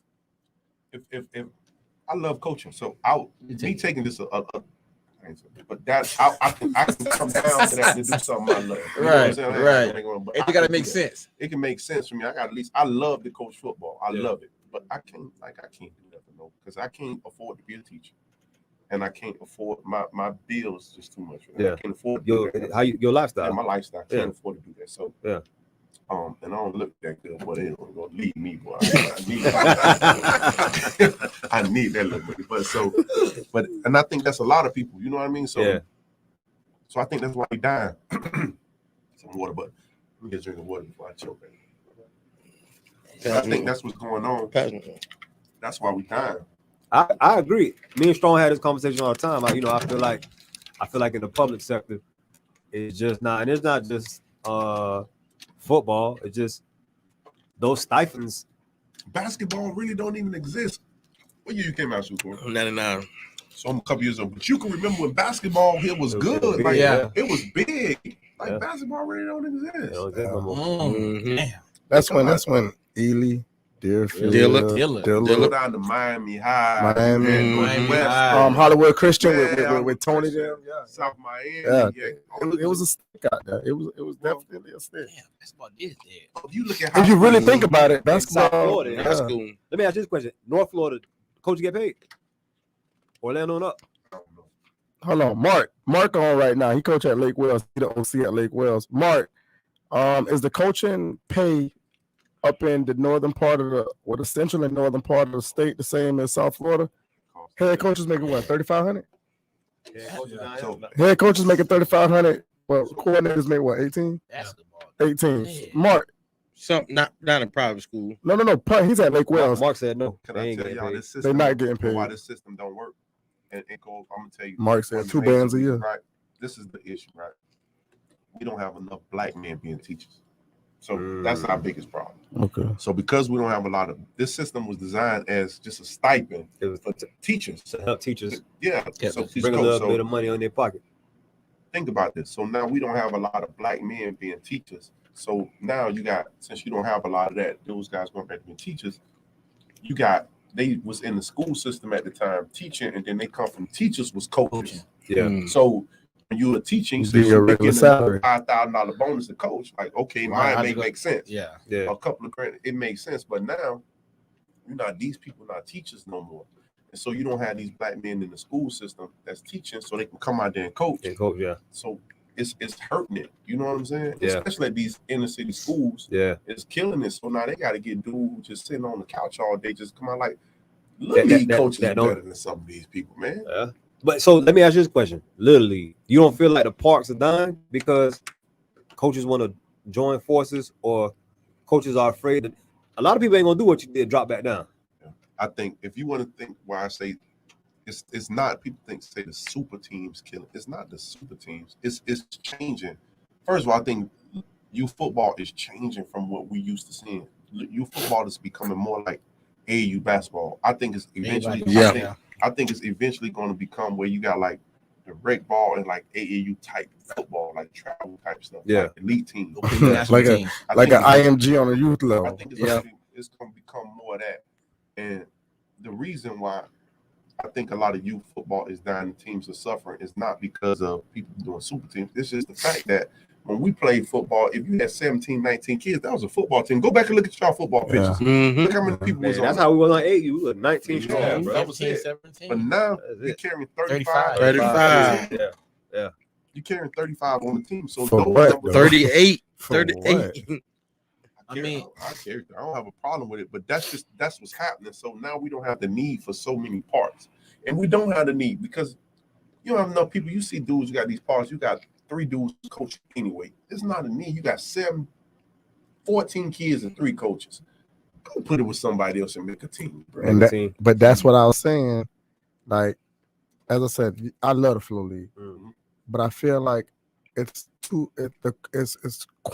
much quantity of parks, not enough quality. Like when you get to a park and it's only three teams for a whole park, like I'm not saying they should shut down a park, but the demographics different though, bro. That's what I'm saying. You gotta have something for them kids. Look what they need an outlet. Look where the AYFL. Look where the parks sit at. Okay. You got Tamarack. You got Plantation. Everything west of University. Yeah, you got except for Hollywood Power. You got and Derry. He made that point. You got about Flow League and all those are suburban areas, bro. It is those suburban areas. So if you take the Flow League, it's an inner city league. So now, because trust me, I've had these arguments with Mark. You know what I'm saying? In the present, we had these arguments. Me and him and Friesen been on phone, stone cold arguments about shutting down parks. Man, get rid of them. Like they don't have the teams, and I can't. When he say, man, at the end of the day, wait, stop. What is this about?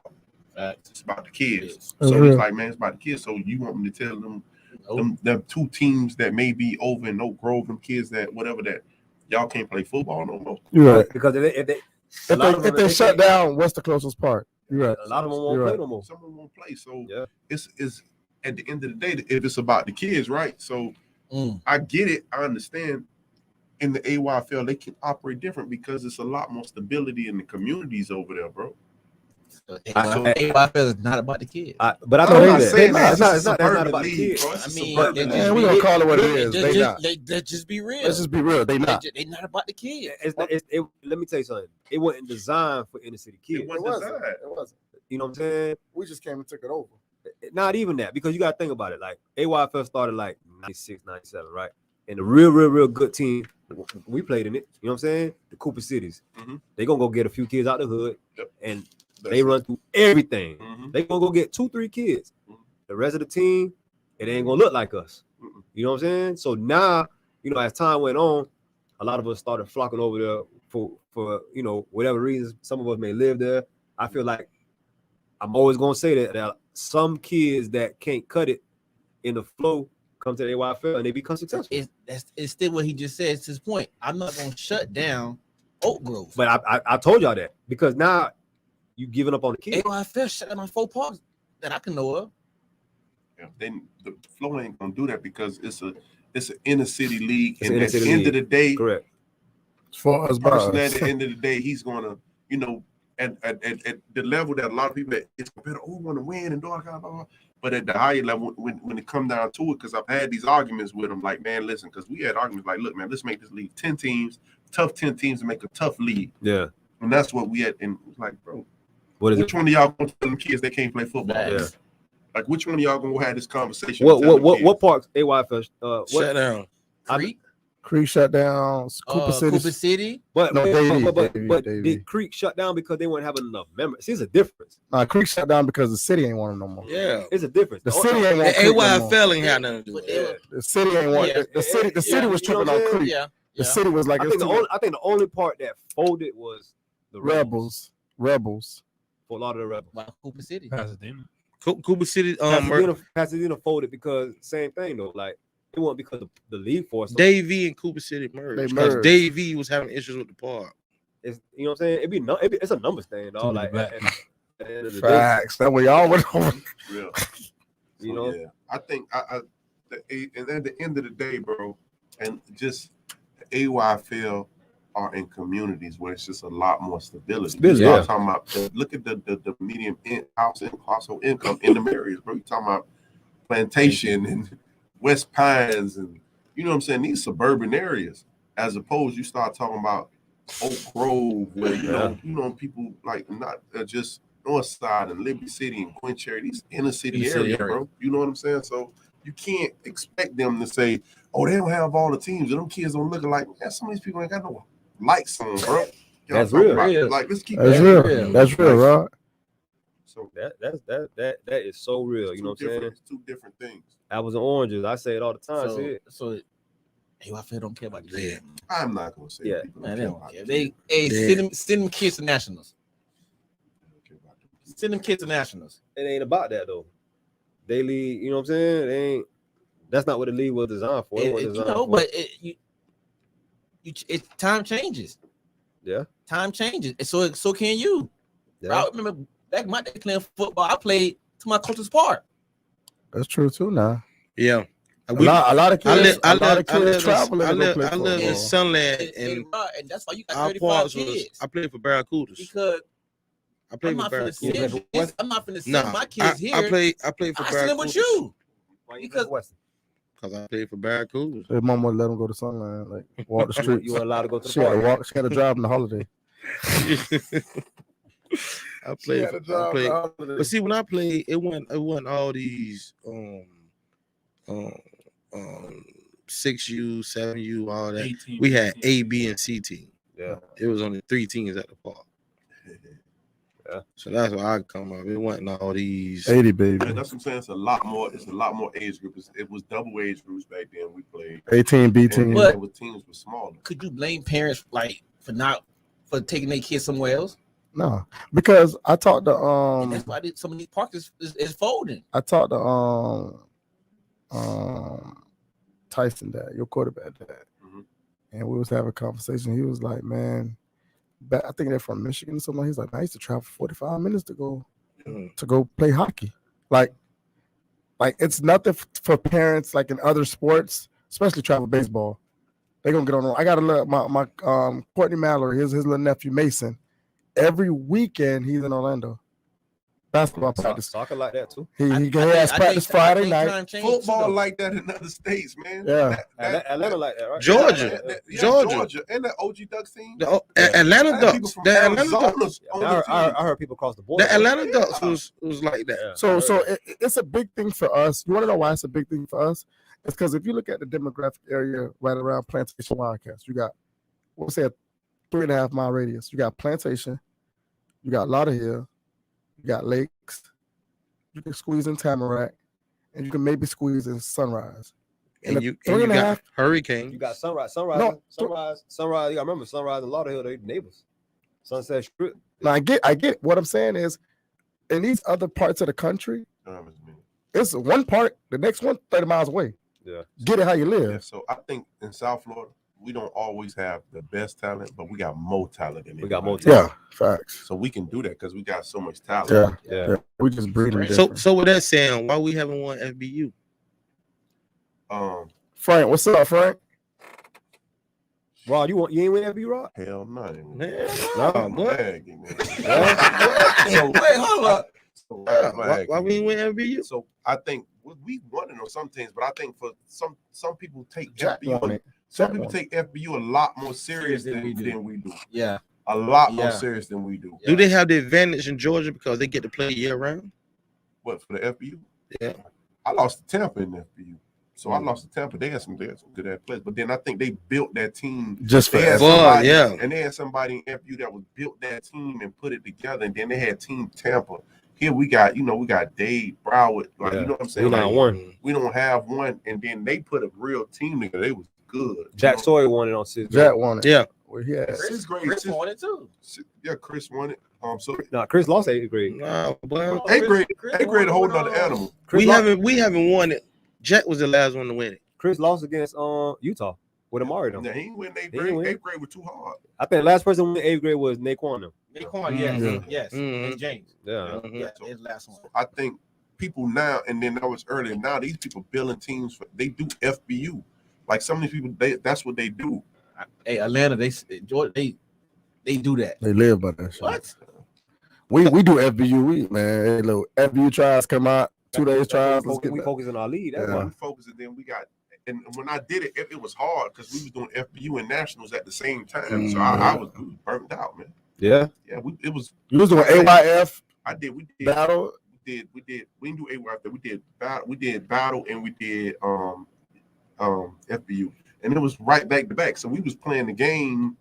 We had an FBU game, then we come back. We had to practice. Then it was going back to back. Okay. Chris did. It was just too much. Thaya said national dates conflict with FBU. That's what he was saying. It's just hard, and we tried to do both. We made it to championships in both, but I was tired, man. It was just like Coon did win. Yeah, Coon won in 2018. Okay. Shouts out to Trial. Mm-hmm. Oh, 8th grade. Okay. Man, we can't let Matt get out of here without talking about the this upcoming game against Chaminade and Gulliver. What's your thoughts on that, Mr. Matt? I only got one kid at Gulliver, but I'm going with my boys. Yes, sir. They've been in a lot of big games, so I think and they proved it, boy. No, that ain't the tough one. Who gonna win out of St. Thomas and Dillard next week? Ooh. St. Thomas gonna beat them. Not sure. Like for real, like come on. Talk, D. Hold on. D, what's your thoughts on that? Strong. What? St. Thomas beating Dillard next week. Oh, it's not the year. It's not the year for St. Thomas. It's not. He said they're not scoring. So I heard St. Thomas don't score. They don't score? That's what I was told. Now the D-line coach has told me they don't score. Hey, D. So, I know we always had an argument that Chaminade only had 67 yards against y'all. It was more than that. Frank showed us the stats. They had 302 yards total offense. Yeah. No. I'm telling you. CJ had like a 30-yard run on y'all. Yeah, he did. That was the longest run. We had 302 yards total. No. Frank did the stats. How much you had rushing? Why didn't y'all post it? For what? Or show me. How much you I had? can do that. How much you had rushing? I can do that. Wait, I'm lost because I'm a high school football parent now. Y'all think y'all gonna be St. Thomas for real? Like this serious? No, this serious. Oh, this serious. You want to bet dinner? You want to bet hibachi? Yeah. There you go. Hey, Frank, Bullet went over 70 yards himself. He went over what? 70 yards. No. Frank. So wait a minute. Wait. Let's get back to the St. Thomas and Dillard. Hold on. Hibachi? Are we on? Y'all on? Yeah. I'm all right. So let me ask you this, bro. You're the D-line coach for Dillard. Rod Mack is at St. Thomas. I understand. They're not beating them. This is right. Hey, he said the same thing about ABG. Plantation wasn't gonna beat Goon Squad. Goon Squad. They're the kicker that I ain't account for. Damn right. Damn right. Damn right. They're the kicker. When Rah-rah. I saw him warming up before the game. Rah-rah. Don't miss. Rah-rah. They're the kicker, but nah. Shout out to Rah-rah, man. Yes, He plays soccer now, man. Yeah. They not going to. Nah. This is what I think.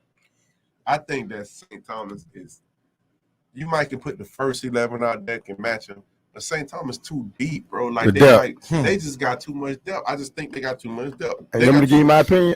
I think St. Thomas scores, but I think Dillo win the game. Can I get a score prediction? Hold on, can I get a score prediction?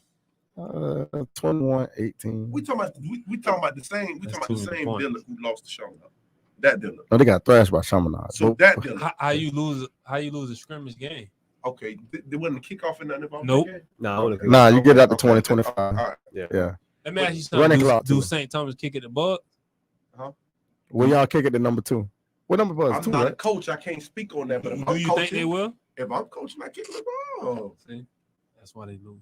Bro, if y'all think that you gonna win the game because who's gonna return the kick, you dead dog. You a dead dog, coach. Like, the matchup I do want to see next week Friday though is Armella, or I forgot how you pronounce his name.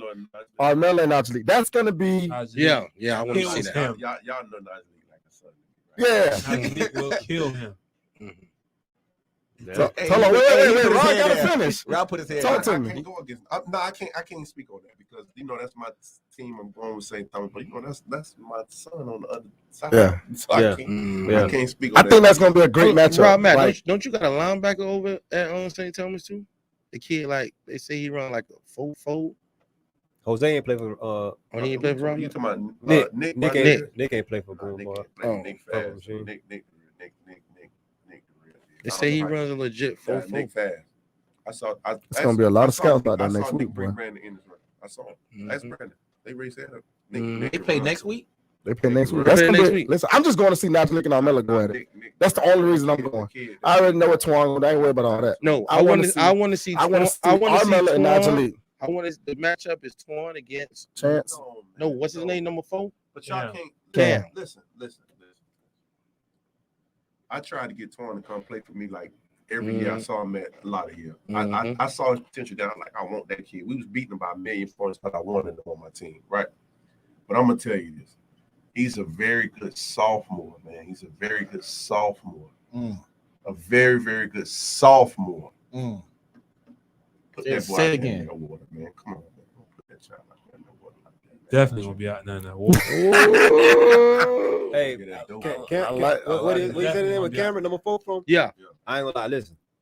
Yeah. Love Twan to death, right? And I ain't saying Jit. I ain't gonna say Twan ain't gonna lock him up, but Jit is at everybody's neck in the county. He's been on a tear when it comes to wide receivers. He's a grown man. Hey, he been tearing DB's heads. Yeah. So he's a grown man. Yeah, man. He embarrassed. Y'all going for the highlights.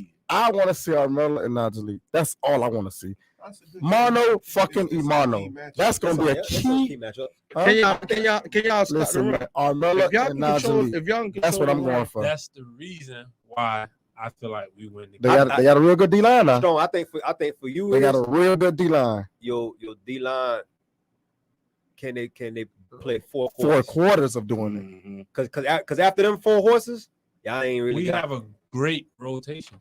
Okay. We have, just like he said, he feel like they have names. We probably don't got the names. Y'all got names. No, that's why a lot of people think St. Thomas have the backups.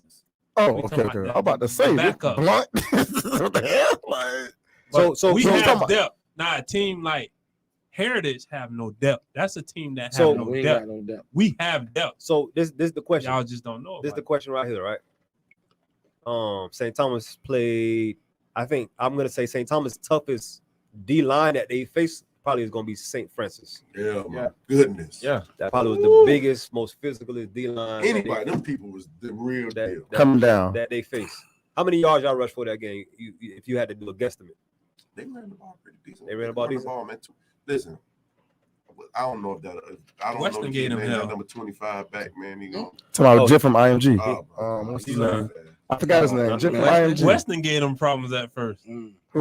St. Thomas? At first. Yeah. It's 4 quarters of football now, baby. Yeah, because we jumped out on them. We had them pretty good, and then they wanted we controlled the run, but then they wanted to airing that thing out, man. Zion was but I think Wes Carroll do what he do. Like they want to he stay patient to it, dog. Like he gonna grind. He's gonna grind. Show they aired us out. They aired us out. Dillon, right? Why is St. Thomas? No, St. Thomas will not come to Dillon. Why not? They fans are scared to come in that neighborhood. I don't know what friend them is, but I don't know. But you from Miami? Yeah, you from right? But what I'm saying is, hey, Frank say Dillon to get Weston to get y'all here. Weston would give Dillon a problem. We talking about Frank. That Colin getting over space, he gone. That Colin. Yeah, that boy. Hey, can y'all gonna be able to run the ball? That's gonna be a question right there. Oh, of course. No, y'all not, man. Y'all not gonna listen. Hold on. So right, is this a big game? Is it a big game for St. Thomas? Yeah, it's a big game. What the fuck? Yeah. Is it a big game against St. Thomas? It's for the community, man. It's like so it's a charity event. No, it's for the community. So it's a charity event. It's for the community. I ain't saying there's no charity, but it's for the community. You know what I mean? It's a bragging rights. Yeah, it's like community, like really down the street from each other. You know, it's for the community. You know what I'm saying? It's good. It's good to have Dillon football back in the top. You know what's so crazy? It is. I be hearing that when I was in high school. They said that same shit. What the fuck did we do to St. Thomas? Y'all beat them. We crashed them. Y'all beat them. Yeah. Y'all beat them. That was what 04. But they 04. Your junior year. No. Your junior year. Right? Their whole O line was 6'5" or better. Yeah, they sent a few to the league. That they had about 3 of them went to the league. Sam Young played on that team. Y'all ain't gonna beat them this year. Of course. And some play on that team. Hey. I'm just. All right, so this is what we're gonna do. St. Thomas is not the same. I like Dillon to win the game. Why? Tell me why. Because you cool, Coach. It ain't. Let's have a serious question. All right, who is Dillon played that make you think that Dillon gonna? Dillon, tell me who they play. Because Dillon's they ain't play nobody. I give you that. They ain't play nobody. Okay. Well, they play Chaminade. So not Deerfield. They only play Deerfield. Deerfield. They only play Deerfield. But I guess because the game ain't finished. So we talking about names. So if you go off names, Deerfield. But they're nobody. Let me shut up. See, we know how you feel about Deerfield. Right? So now there's nobody. We know how I still feel about Deerfield. Let me shut up. Hey, Jane say you like Tamaracks. Hey, I did that for one reason, and we seen the outcome last night. I like St. Thomas.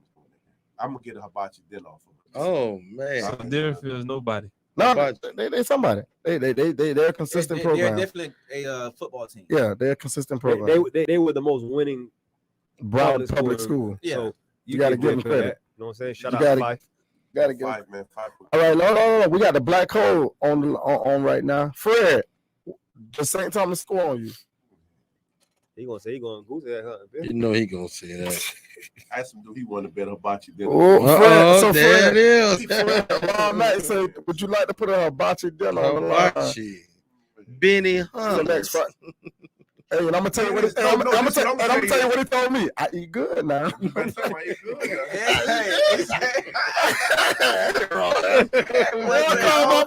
Eddie, I eat good now. Eat that bullshit. Hey, so look, here it is. This what I'm gonna bet y'all too.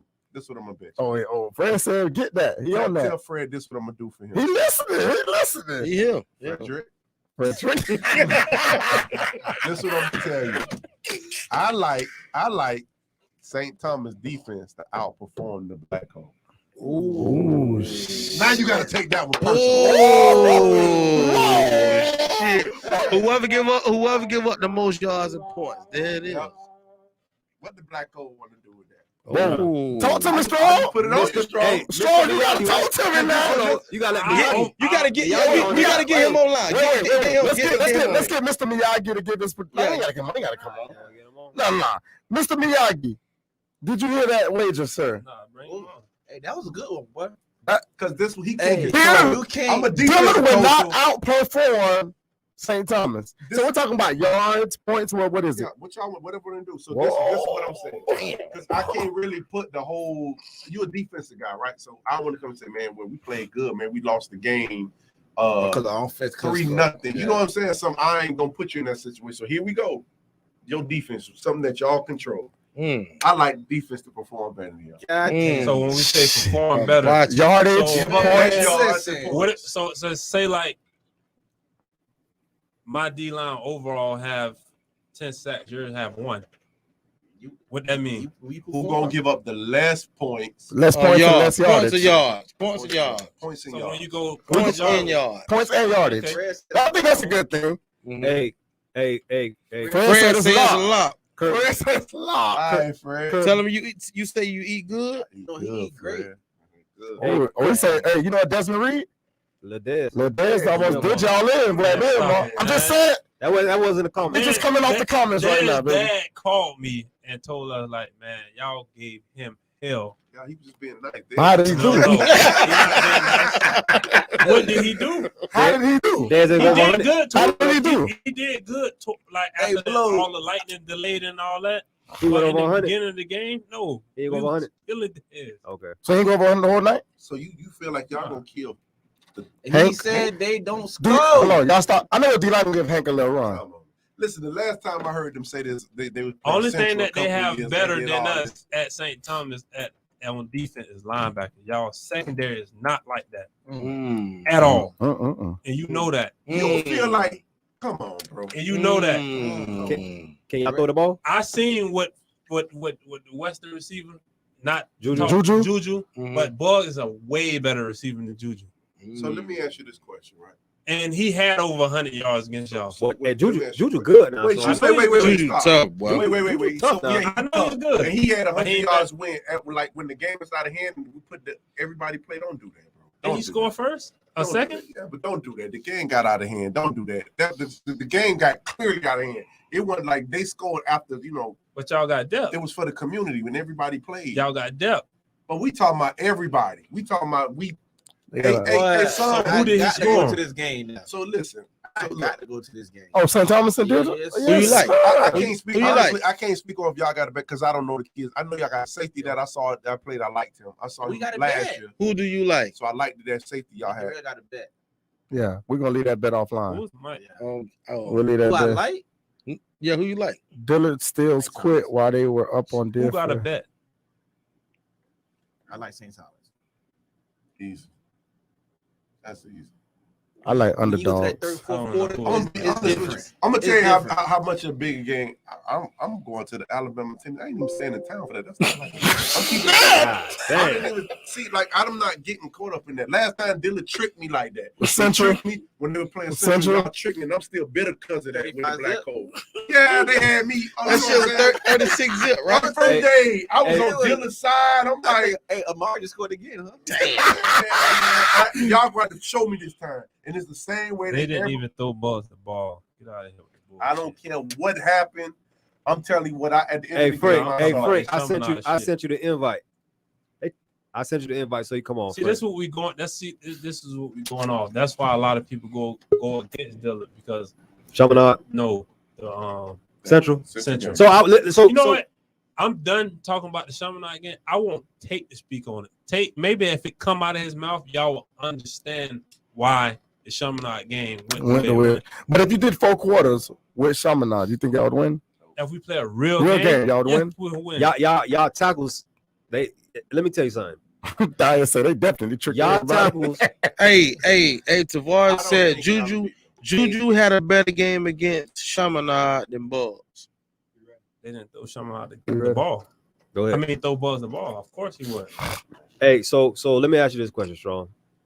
Y'all gotta understand, we didn't go into that Chaminade game like it was basically a homeboy type game. It was the game. Hey, why we got this guy on? It was a tune-up game. Oh, Frank! Strong is the king of excuses. The king of excuses. Every time he doesn't go Dillard's way, there's always an excuse. You didn't see his comments? I don't care about Frank. what Frank think, man.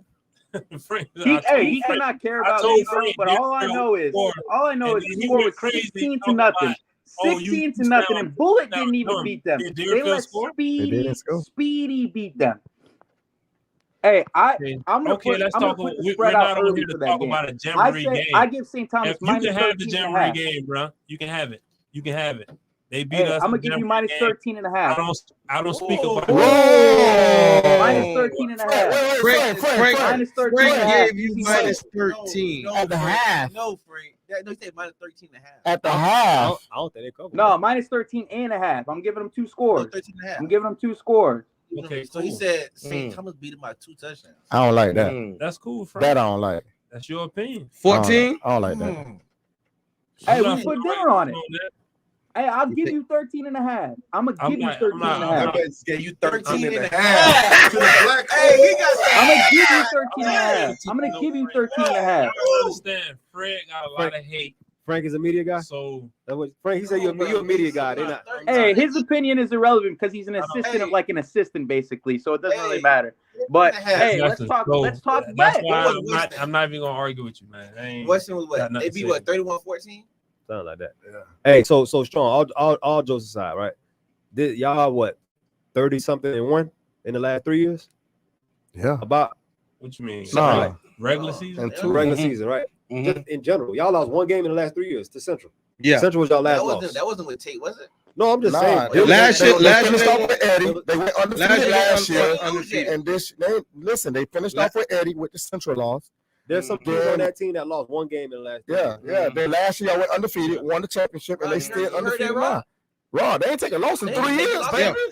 Hey, Tate, listen, y'all. Tate is great. I'm just saying. Let me tell you something. Hey, that says a lot. Let me tell you. But That says a who lot. they played in those 3 years? All I'm saying is I can't run no more. But if I race my mom every day, boy, I'm gonna be undefeated. That's all I'm saying. You're undefeated, bro. So that means she ain't been coached up. Nah, she can't run. She can't run, bro. So you said they ain't a lot of people nobody. they say the same shit about Plantation with Mark Fletcher and they never played nobody. Ain't nobody said that. So we're gonna go to it. We're gonna go and I like that's that. what I'm saying. That's I like the underdog. this is why That's why I said this is why football Darrell. is dying because you're not really watching the team. You're watching who they play. I agree with you, Darrell. You're not They're even playing- paying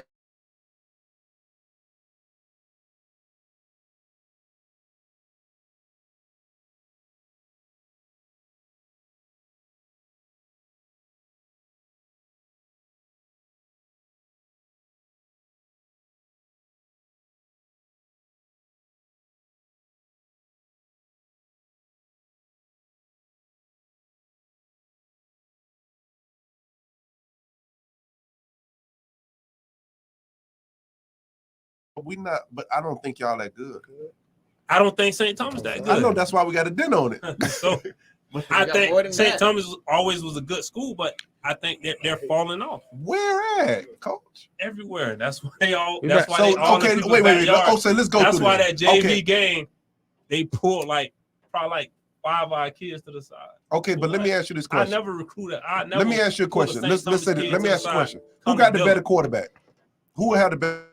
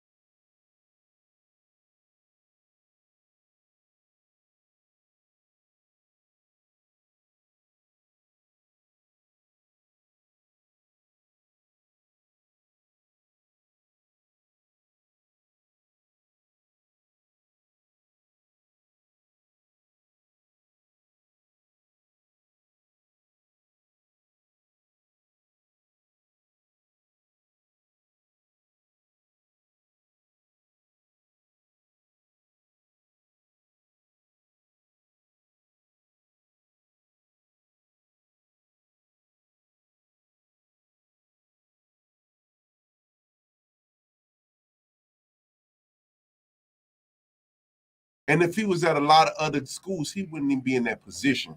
Yeah. But he's a great talent. I think he's gonna be a 5-star, probably one of the top cornerbacks to come out of class of 2024. But like, come on, man, you asking the kid that probably at some other institutions, because if he was at, you take like as good as he is, he's great. I'm not saying he's great, but if we talking about like at a Chaminade, it's not the starter. Coach. He'll play. He'll play, but he's not the starter. He'll play anywhere. He'll play anywhere. Let's first get that. No, I ain't gonna lie. We're Ryan over there. He'll start anywhere. I mean, he'll play anywhere. Yeah, good. So I don't think he would start at Chaminade. Okay, so that's what I'm saying. So how can you say like y'all secondary not that good, coach? Y'all good, but come on, coach, they ain't better than say. You think King Matt can hold up over there, coach? King Matt was over there. Okay, you don't think he can hold up over there, coach? At what? At safety. Of course. Okay, so we start saying y'all got a good safety. I think King Mack is a great safety. Good. I think King Mack can run and tackle fast as if y'all guys can tackle. I like y'all guys safety. Again, I don't know the kid. I watch them, but I like them. Okay, so them 13.5 get covered. Yeah, coach. That's what you said, coach. You think y'all corners better than St. Thomas corners, coach? Yes. You go 1 for 1 on that. 1 for 1? Yeah. At corner? Like, who do you feel like y'all got over corner? Kamari playing good. Kamari? And who else? Kamari. I don't know. And the other kid that's going to Coastal Carolina, coach. Kamari tough. Kamari tough, coach. So who's guarding Juju? Juju didn't get off like he had a coach. Kid good, coach. So let me tell you something. He gonna get his yards, coach. Yeah. You got act like you talking about trash, coach. Juju a grown man, boy. Juju got his against. Don't y'all play Juju them? Don't y'all play against them? No. Juju a grown man. Hey, Fred said my whole defense is better than St. Thomas defense. Tell Fred, man, I think my wife the prettiest one. Hey, next week, hey Frank, this got to be the game of the week, baby. Come on, man. This got to be the game of the week, Frank. So we hyping it up too much, Rod? What you saying? Yeah, I think it's gonna be a good game. But y'all hyping up too much. This ain't like, come on, man. It's for the community. Last time we had up a game, man, big guy beat 32-6, man. Chimpanzee. They got it. And I think with all fairness, not strong, you got to say this. I heard what you said about people watching film, but you got to respect the people being skeptical of Dillon right now, because the last time they did this and y'all sold that, when they got an opportunity to play against a tough team, they wet the bed. They wet the bed. But see, that's another thing. That's why I say niggas don't watch film. If you watch that Central game, how many times their defense was in bad position? Coach, they won. They blew y'all out. It don't matter. I wasn't on that team. I didn't coach on that team. But it don't matter. But what I'm saying, we look at the bad position that they're in.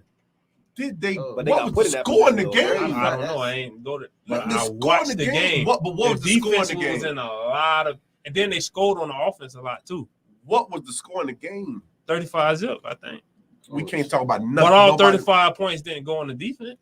But their defense didn't give up a point. That's big. That's cool. Yeah, that's big. That's great. That's good. The position, they was in bad position. The whole game? It wasn't too bad. You the could whole get game. You talking about Dillon was in bad position? Yeah.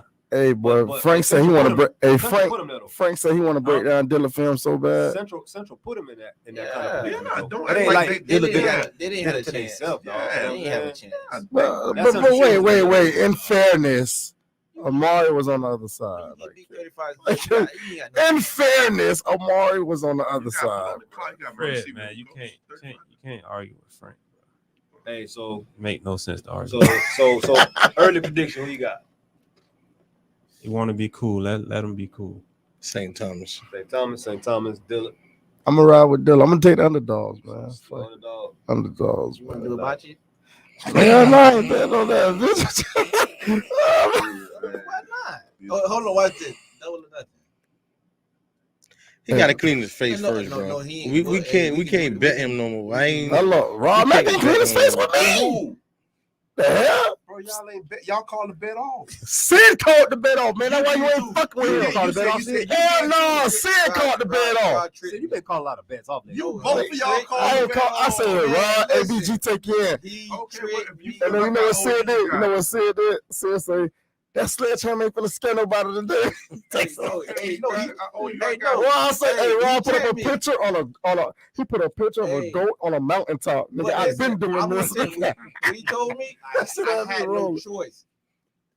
He's the GOAT. Dog, you wanna know what Scan said? No choice. Rob Mack, listen, Rob Mack. Exactly. He's the GOAT. Rob Mack. When he told me, I had no choice. Listen, I won't go. Come on. The man put a picture up, dog. I knew Rob Mack. That shit scared Sid, man. I knew he was gonna lose. You wanna know why I knew he was gonna lose? It was their first real bump. It was his first bump, bro. I respect him, bro. But those people, they've been together too long. Now what I've been saying, the 11U, 12U, 13U, no, gotta go through. I won't go that far. No. I won't go that far as even 11U. Rob Mack got into the championship to get everything. Because what was the score? 6-0. 6-0. Hey, why they say 6-0 is an anyway game, right?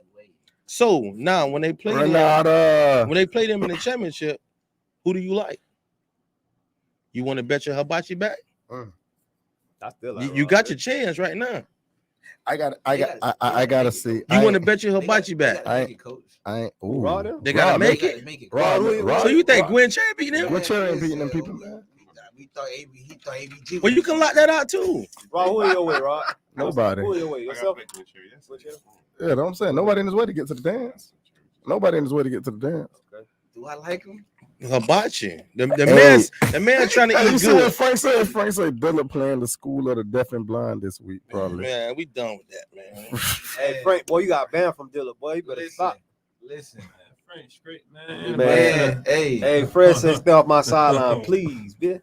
Frank, cool, man. You can't argue with people like that. He makes no sense. Hey, he like Skip Bayless, bitch.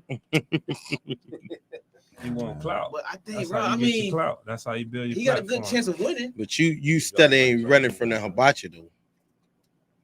We just putting that work. We didn't get that. All right, wait. So let's clear this. Let's clear this food wager first. Yardage and points. St. Thomas and Dilla. Yep. All right, cool. Hey, so Fred says St. Thomas play the same schedule as them. They're in the same district. No, they don't. St. Thomas played a gauntlet, boy. Yeah, St. Thomas. St. Thomas played Heritage, St. Thomas played Heritage, Jesuit, and St. Francis. Yeah, they played. And they got Gibbons coming up. Yeah, we got Gibbons. They played. Fred, you can't compare that. About that, Fred, you can't compare those schedules. Come on, Fred. If you talking about the schedule, you talking about South Plant and Plant. Come on. You got to play a district game. We know that. Yeah, you got to play a district game. But outside of that, Nova in their district though, so we can't take that away so from them. So what non-district games y'all played, Sean? South Brockton, Hollandale. St. Thomas and Dillon in the same district. Yeah, they got to see each other two times this year. No, they're gonna have to make it to see the second time. They're gonna make it. You gotta play two times to go to state, right? Yeah. Shit, y'all might see them first, second round. No, that can't happen, right? That early? I don't know. No, it can't happen early. Not that early. Second because round. somebody gonna have to go from up and come back. Yeah. We'll probably play Miramar first round, or they might have to play Miramar. But y'all gonna have to face each other second round. It'll be second round. I thought second round because y'all both from the south. It'll be second round. Yeah, second round. Okay. Just like they have to see Central in the second round.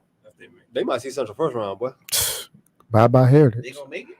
I don't even know if they made the playoffs right now. Who y'all got left? We got scheduled garbage. So they probably went. What y'all went 4-5 games for the year? Yeah, the last couple of games. So y'all got 4-5 games. So they finished up 4-5-3. So what's the district? What's y'all district? Our district. We play our last 3 games is district games. It's us, Nova, St. Thomas, South Plant. Miramar. No. That's it. I don't think St. Thomas ain't playing Nova yet. No, y'all played them. Y'all did play Nova. Y'all played them at the end of the season. Oh, Cooper City in y'all district. Cooper City, yeah, them. Yeah. Who y'all just played just now? Y'all want to see who's up? They what? South Plantation. Some bad football team. It's painful watching them shit, dog. I left. I couldn't watch that. Shit, I ain't gonna lie. Eat Speed say, boy, Heritage better make the playoffs. Hey, how many games you got to win to get to the playoffs? Yeah, that's a good. That's a good conversation for Heritage. How many y'all got to win to get in? We gonna have 5 wins. Five get you in? They have 5 wins. Jesus Christ. I ain't gonna lie. That sounds bad coming from Heritage, dog. How many wins do you need to make the playoffs? Yeah, because we're gonna win our district. We got Jensen Beach, Stranahan, and somebody else, bro. We're gonna win our district. I like Stranahan. That's in our district. I like Stranahan. Well, Stranahan in our district. I like Stranahan. Hollandale in our district. Hollandale ain't got no team. Well, yeah, they do. They got like 18 kids right 5-3, y'all in. 5-3, y'all in. See, I just got to win out. We're gonna win out. Okay. Damn. That's bad. You struggling to make the playoffs? Yeah. Will y'all have some of y'all help back by the playoffs time? Yeah. He said that like you see that. Well, he said he was coming out. Yeah. Wait a minute, don't mean you got to bet on the Central and that shit is off. Off. The fuck? You see that shit? Hey, man. Make it fair. All right, we're going to clear each other's face. Make it fair. They ain't, listen, that shit. You can't call it. Nigga, do you see what Heritage is doing right now? You made that bet before the season. And you called me with it. Who would have made that bet? I'm thinking, but Heritage when they come out hitting on all cylinders. And I told you they wasn't going to be. You did. You told me them people not like that. So you got fooled by the paper? E-Speed, right? What? The paper got E-Speed hit it on the head. E-Speed hit on it. The paper got me, boy, because I damn sure made that call. Where that paper at?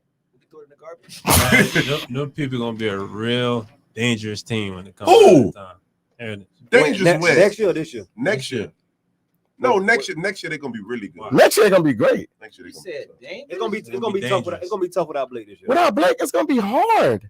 Folks ain't beating no damn Brandon can't do it all. Brandon gonna throw it to himself. That's what I'm saying. He can't do it all. Didn't y'all win still with Brandon? Have you seen him play? No, Brandon had Nick Vadiato. He had to go to quarterback, ain't it? No. Yeah, Nick Vadiato. When did he have to go to quarterback? That's why somebody had to transfer. But who is going to throw? Who? Santana. So Santana not good. That 6'4" receiver. Listen, man. I know Brandon. At the end of the day, Mark Fletcher got to come back, boy. If my dog don't come back, it's gonna be a dead dog walking. My little dog need to come back. I ain't gonna lie to you, boy. No. I don't think. He had an ankle sprain. I just need him to come back 100% for it to be a chance. No, they're not gonna be central. Hey, we can do this. Mark Fletcher go over 120. You think they could be killing? I haven't seen Killian, man. Mark Fletcher go over 120. But I can guarantee you that. Killian got a couple kids. I know Killian, them what's name boys, they good, man. But I haven't seen Killian enough to say that. They Killian think they're gonna win the whole district. I mean, Killian think they're gonna go to states. What class they in? Same with them. 6? Jesus Christ, y'all got a gauntlet getting out of here, boy. Mark Fletcher got to come back. Lamar got to come back. And I mean, I ain't saying come back on 60-70%. Lamar got to come back 100% for y'all to have a chance. Hey, how can I keep this? How can I make sure I get this feedback, this show? Mark got to come back, man. Without Mark, let's be real. Without Mark. You see, I ain't arguing. I ain't saying you can't argue. You can't argue. No Mark, you're dead. What you want to keep? But y'all gotta have my little dog back, man. Y'all gotta have my little dog back. Right here. No, in the little boy chair right now. Get the camera on me. Now we the same team that they say garbage, and we only gonna win such and such games. But guess what? One of our wins came from. We beat their ass. Right. Yeah, good job. We beat their ass. So if we sorry, what that makes them? We saw it in a bit. You happy? You know you happy? You don't even believe that. You happy? That's the sad part. You know. Wait. Stop. Eden James just scored again on that shit. But y'all can't talk about us because we beat y'all. I don't understand how y'all trying to. How can y'all got. You better than us. We beat y'all. You better than us. We beat y'all. Y'all better than us. So how can y'all sit up here and that's y'all game plan to talk about our record and this and that. What game plan? You feel me? Y'all beat us, bro. Hey, you see me up here on I ain't making no excuses about our team. Hey, look. E-Speed said if Mark come back 60%, he shouldn't come back. Make a business decision. These kids getting paid. Nobody ain't listening to him, bro. Why you telling me about who is E-Speed? He's a great DB coach. E-Speed got us took in when we was with PPO, man, playing against CCD. That ain't true, bro. What? Will just whooped y'all ass in the secondary. Cut it out, bro. Bruh. Will ran 40 comebacks. Y'all put every DB on him and couldn't stop him. Nah, we only had one DB on him. Who was the DB coach? Eat speed. Oh, he might be right now. Man. You said he killed the secondary. I ain't gonna lie. He ain't killed the secondary. It was East Speed nephew and what's his name? He got him one time, and that one time counted. On that team. For real. Real good players. Got some good players on that team. Hey, I ain't gonna lie now. Novacek said full lightly in the delays, but we ain't gonna make no excuses. It's all good. Man, them people beat a fan square. Hey, bro. man. Ain't no fucking fan square. We know that. We took that L on this, bro. You want to say you own us? Nah, I ain't gonna say that. So you think y'all think y'all win state this year? I'm asking. I'm asking not. serious You question. can ask me that. Absolutely not. No, go ahead, Corey. Do y'all win states this year? Y'all make it? Hey, can you don't even zoom in? I don't even want to mess it up. Look at the camera though, Answer. Because you say you want to keep this live. Look right there. That's too hard to question, Rod. Do y'all make it? Chill. Look there, bro. You looking at me. You know what? That's Look that's there. a better one. Do y'all even? Do y'all make it to states? If we're healthy, we win state. If Mark not 100%, that's my answer. When you say healthy, that's my answer. If we so healthy, what do you constitute as healthy? if we when Mark come back, y'all win state. Wait. if we healthy, Let me ask you something. You said that That means so you talking about with Blake too? they're gonna be dangerous next year. Sure. What make them dangerous next year? I just think that I think with the kids they have, that 2023 class, the plantation kids being seniors, a lot of them kids, I just think they're gonna be the dominant. That's why I think they're gonna be. I think they're gonna be a good team next year. And then they're gonna have Lil Byron gonna have another year in that high school weight room. That kid, that's gonna be. That's gonna be a 1-2 punch. Yeah, it's gonna be a legitimate 1-2 punch with Mark Fletcher. Kid Byron, I think he's gonna be special. Yeah. Byron tough, boy. With that, it's gonna be he get one more year in that Heritage weight room this summer. It's gonna be a legitimate 1-2 punch. I think that kid is Byron, solid. he a dog, boy. It's gonna be a legitimate 1-2 punch. that kid closed the game out Against a 4A state championship team, bro. Hey, the lights ain't never too big for him, bro. Nah, Byron's good. I saw him in the JV. I didn't know that kid good. Yeah. I like him. Shouts out to Jack boys. I like him. He closed it out, bro. We gotta give him that kid, the real deal, bro. I like him. And then with Santana and they gonna have arguably some of the. Yes. They got Brandon, you know what I'm saying? Then with the secondary, they don't lose much. I mean, they got CJ coming back. They got early, man. They got what's his name? And Jacoby. They got Jacoby, but still they got CJ. They got you got Hunter still there. Damari, Hunter, and Fagan. You know what I'm saying? That's a solid secondary there. Yeah. Then little Chuck's son. You got little JR. Yeah. He gonna be able to to give right in the slot. They're gonna be solid, man. I don't know what the linebackers in the D line look like, but I think that's where they weak at this year. The linebackers, that skill, I think they're gonna be solid. They're gonna be good. Quarterback. Who that next year? Running back. They D line. Heritage. Yeah. They getting something in? Huh? They getting something in? They pay the coach $10,000. What? What? They pay their position coaches $10,000. So they finna bring a bid. So they're gonna be good. Oh no, I seen the JV game the other day with Heritage, and they line ain't look all that to me.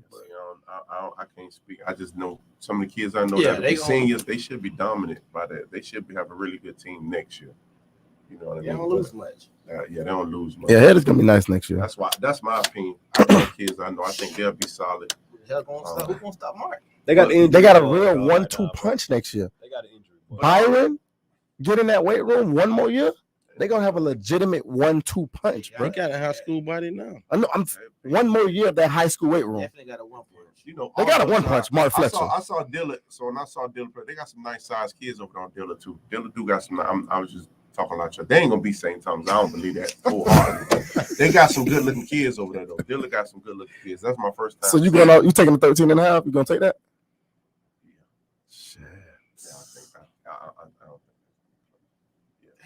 Hey, they go Mark Fletcher. Mark say, "Fuck that, we good this year." I know that's right. Hey, Mark, I love you, baby, but hey, I ain't saying nothing bad my little dog got to come back, baby. Stop! I ain't gonna get it. Mark, y'all not good this year, Mark. That's what I'm saying. Come on, bro. Stop real, it, bro. dog. Like we ain't gonna do They're that, Mark. not good this Mark, year. you know I mess with you. You my homie. We go back. But nah, y'all not good this year. Yeah. You ain't finna say it's there 2 and 3 team good. Good, Stop it. for real. Y'all not good. Come on, man. Your record, you won 2 damn games. And one of them was after lightning delay. Stop saying 4 lightning delays. Like, come on, bro.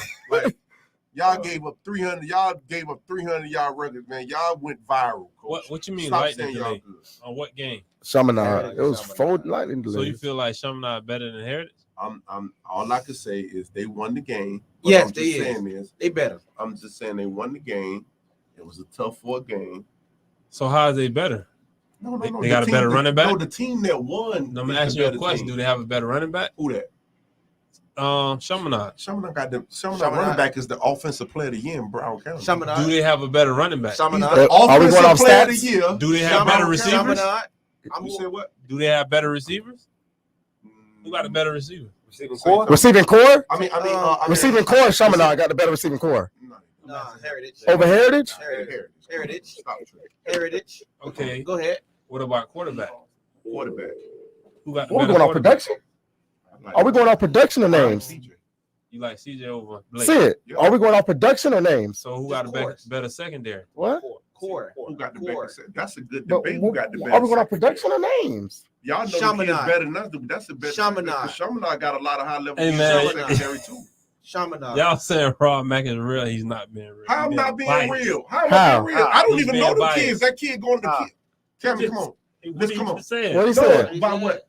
He basically saying that what's his name? What's the kid name? Which one? What position? The running back. Bullet is better than Mark. No. Bullet got better numbers.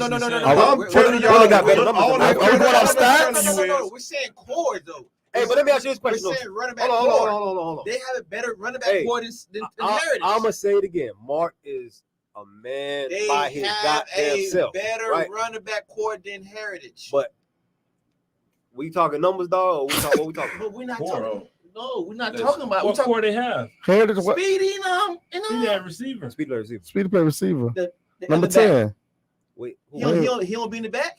He get his little jet sweeps and shit, but we only got one back right now, and that's Bullet. Get the ball 30 times. Hey, Bullet, give Mark the ball 30 times. He has the opportunity. Blake just pull it. I can't control how many times Mark get the ball.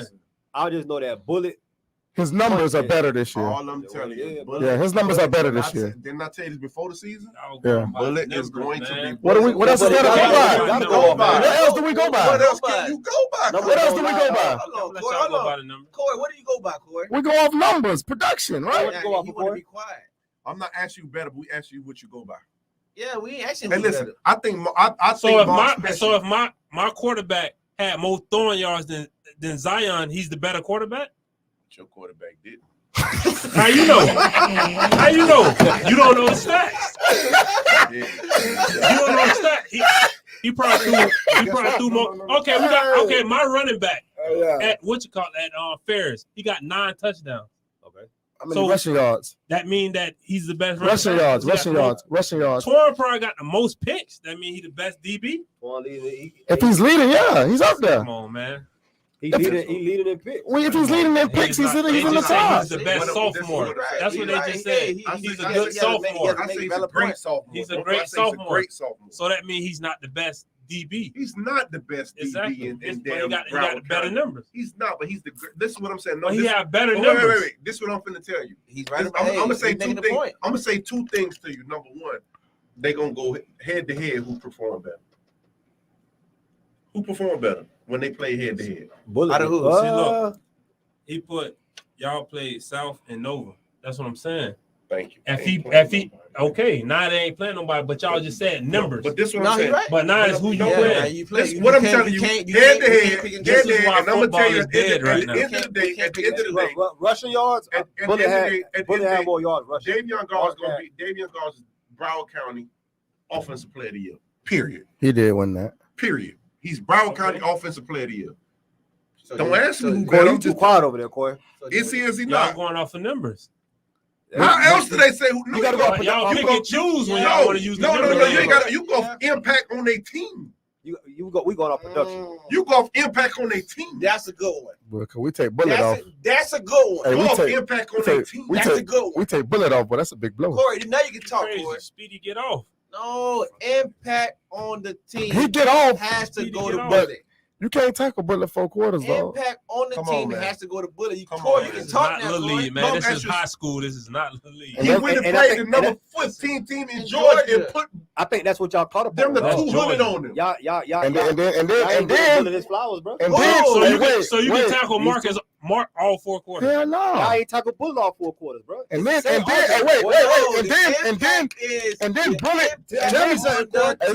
I think. And then Bullet here go my answer. Bullet went up to Sanford, Florida, and knocked off the 8A state champs. Here go my answer. Both kids are being used different. If y'all give Mark Fletcher those same carries, man, it should be different. Mark special. But right now, as far as production, you gotta give Bullet the odd. Fuck production. You want to know why? Impact. No, they both impact though. You take both of them off the team. You take both of them off their team, bitch. The team is a big drop off. You take Mark off that team, big ass drop off. I just think y'all just disrespecting Mark. No, stop it.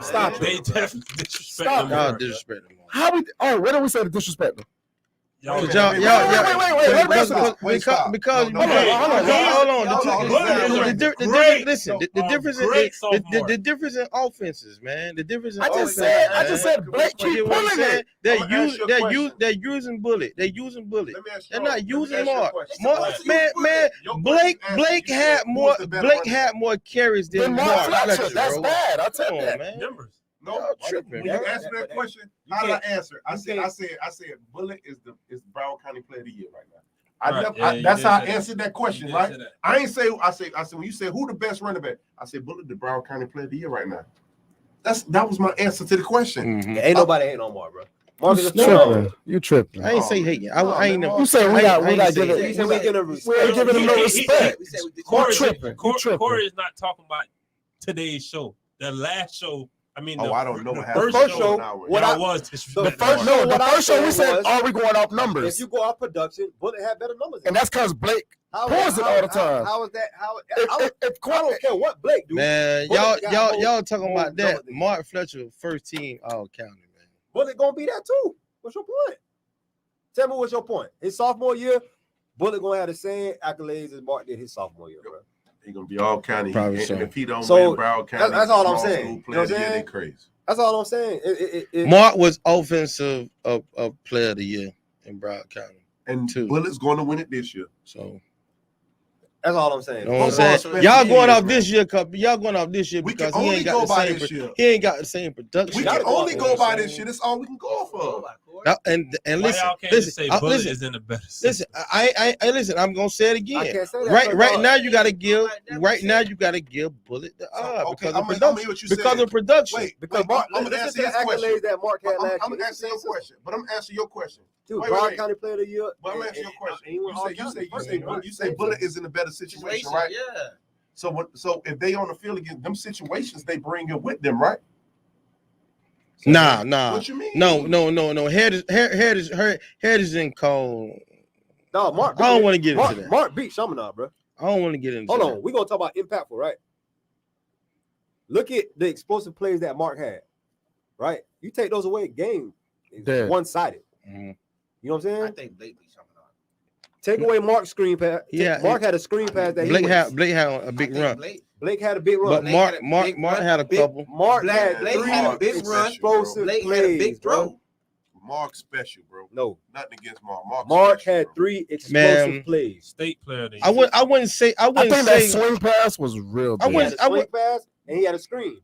But those quarterback draws from Blake. That was a bad that fourth down, the screen, that touchdown pass was huge. Swing pass broke our back. What the fourth down one? The screen.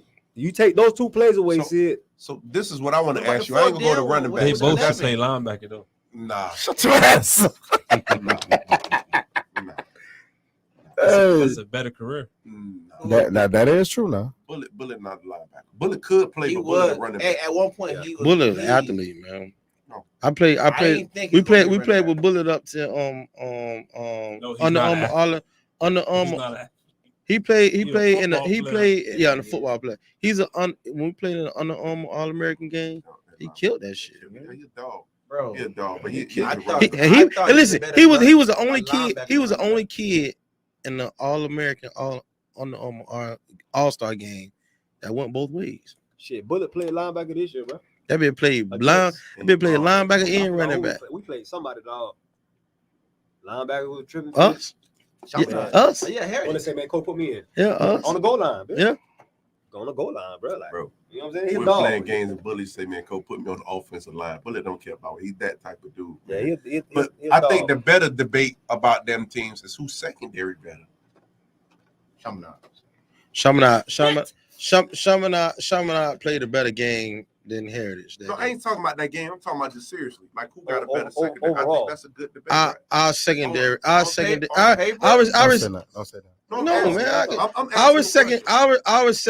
Our secondary ain't playing up to their potential.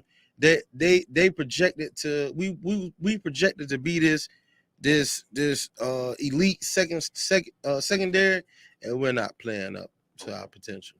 So Chaminade, I give Chaminade the edge. What about you? Crazy, man? No, I'm not crazy. You going off of. We not no. It's just an off year. My son play on that secondary, bro. Them kids, that's a great secondary. It's just an off year. What makes them a great secondary? But what makes them a great secondary? Can't go off 2 years ago. That's what I'm saying. What makes them a great secondary? We giving up too many players, bro. What makes them a great secondary? We long in the secondary too, though, bro. No, y'all not. Oh, we not. Both our corners about 5'11", 6 foot. They shit way bigger than that. And y'all, what you mean? 5'11"? They both 5'11". One on 5'10". Our corner 6'1". Both our corners 6'1". Safety 6'3". 6'1". Both our corners 6'1". I don't care about how you look, Coach. How you playing? How they playing right now, though? Well, you go tell the college scouts. We ain't talking about college. We talking about who playing. You go tell the scouts that. We talking about who better right now. We ain't talking about who look better or who the better prospect. We saying who's playing better. Frank says, "Listen, we had St. Thomas in the chokehold. We come out and our second we turned the ball over to tie it up, and then our secondary just gave it up twice. But we could say some not playing better because of the ends. Because our D-line. D-line. Our two D-ends is probably the top two in the nation. I mean, that can be that. You got to throw in there too. Because K2 and Jamal, boy, they top in the nation. That secondary cut the water off on anybody. Now, one thing I do love about Chaminade, they fucking O-line. Big boy, big word, man. Year, bro. They get CJ ain't touched the ground yet. Hey man, shout out to Coach Joe over there, man. Joe, Big Joe. One time for CJ, people said he wasn't gonna be able to do it, man. I'm so proud of CJ. Hey boy, let me tell you how CJ pissed me off, dog. 2 weeks ago, we in Sanford. Boot pick, that boy came off the field, no moping. Boot pick, came off the field, no moping. Boot pick, 3 that day. 3 picks. Mm-hmm. I say, hey man, the fuck going on with CJ, man? CJ came off the field. We good. Went right back out there, bitch, and let that fucking nigga through that fade route. I say, this bitch battle tested, boy. Well, that kid, battle tested, boy. Whoever that kid is, he came from good coaching there. You're looking at him. Rod did a great job. He battle tested. Hey, Frank said. Hold on. See, this the problem with media and people being cool with people. People that attention, he gonna. Yeah, but he. I don't. Yeah, you're right. You're right. I won't say that. What he said? What he said? He's basically trying to make me look bad. Yeah, because he said Heritage D-line is elite. That ain't true. Our D-line ain't gave us no production this year, man.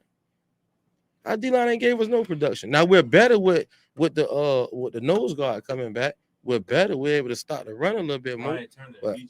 What was that? Ryan Turner, Ohio State. Yeah, Ryan Turner, Ohio State. He been doing it a long time. I don't know how disrespect. Shout out to SFE.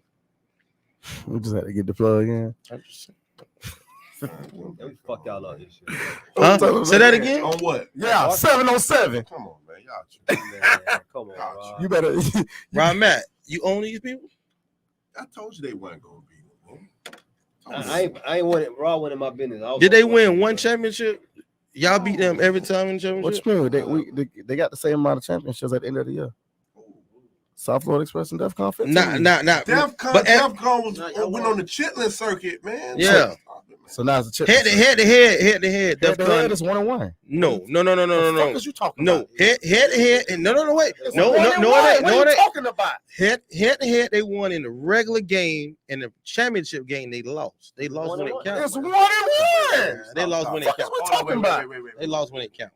Y'all the pool play champs, coach. You get out of pool play, y'all go slap ass in, man. Y'all okay, here we go.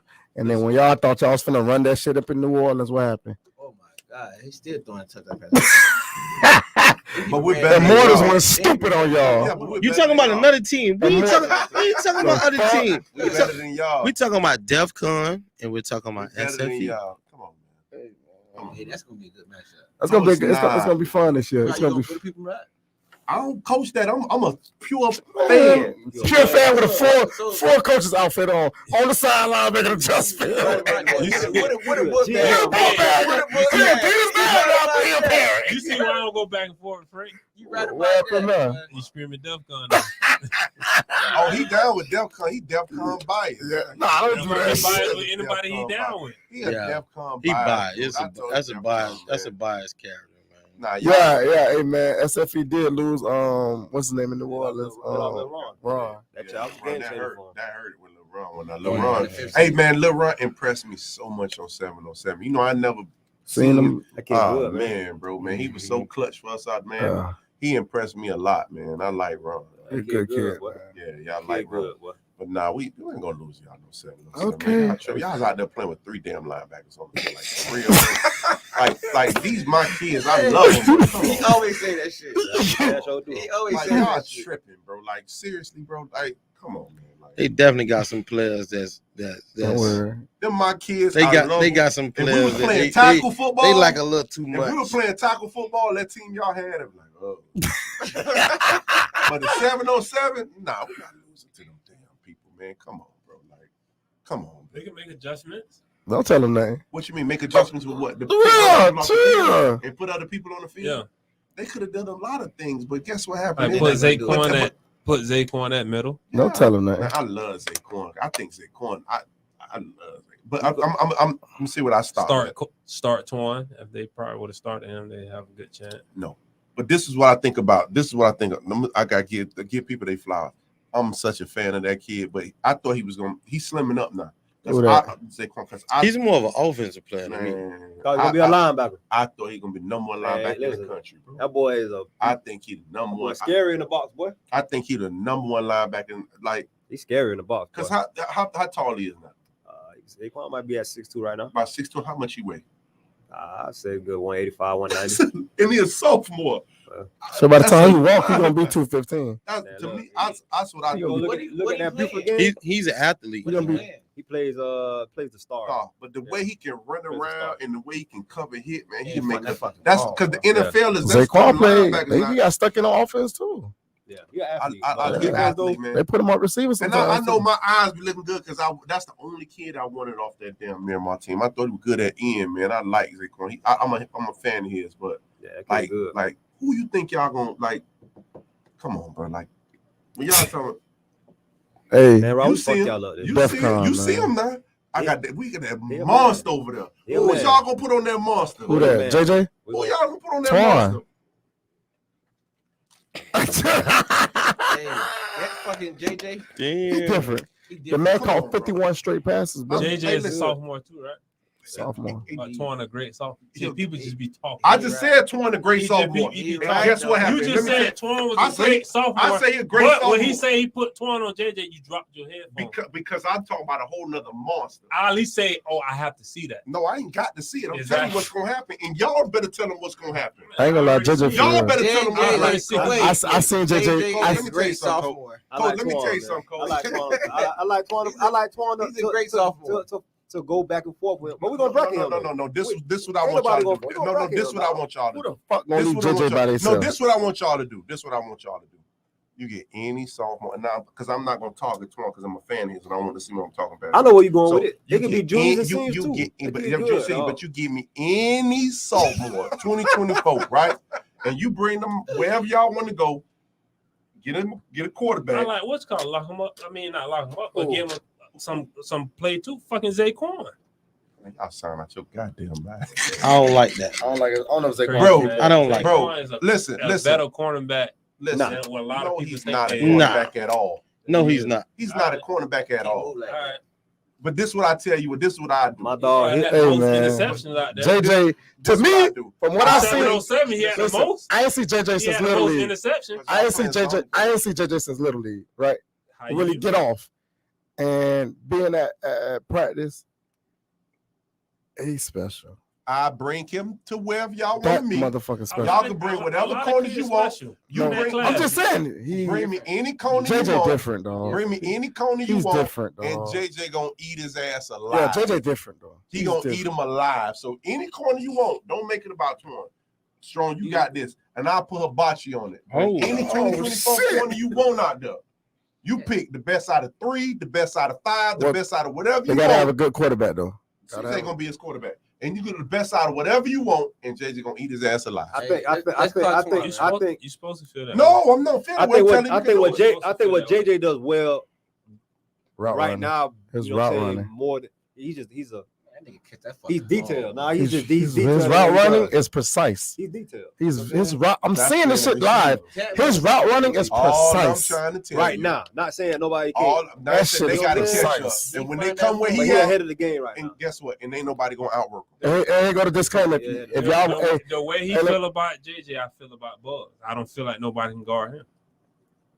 But y'all feel different. So special.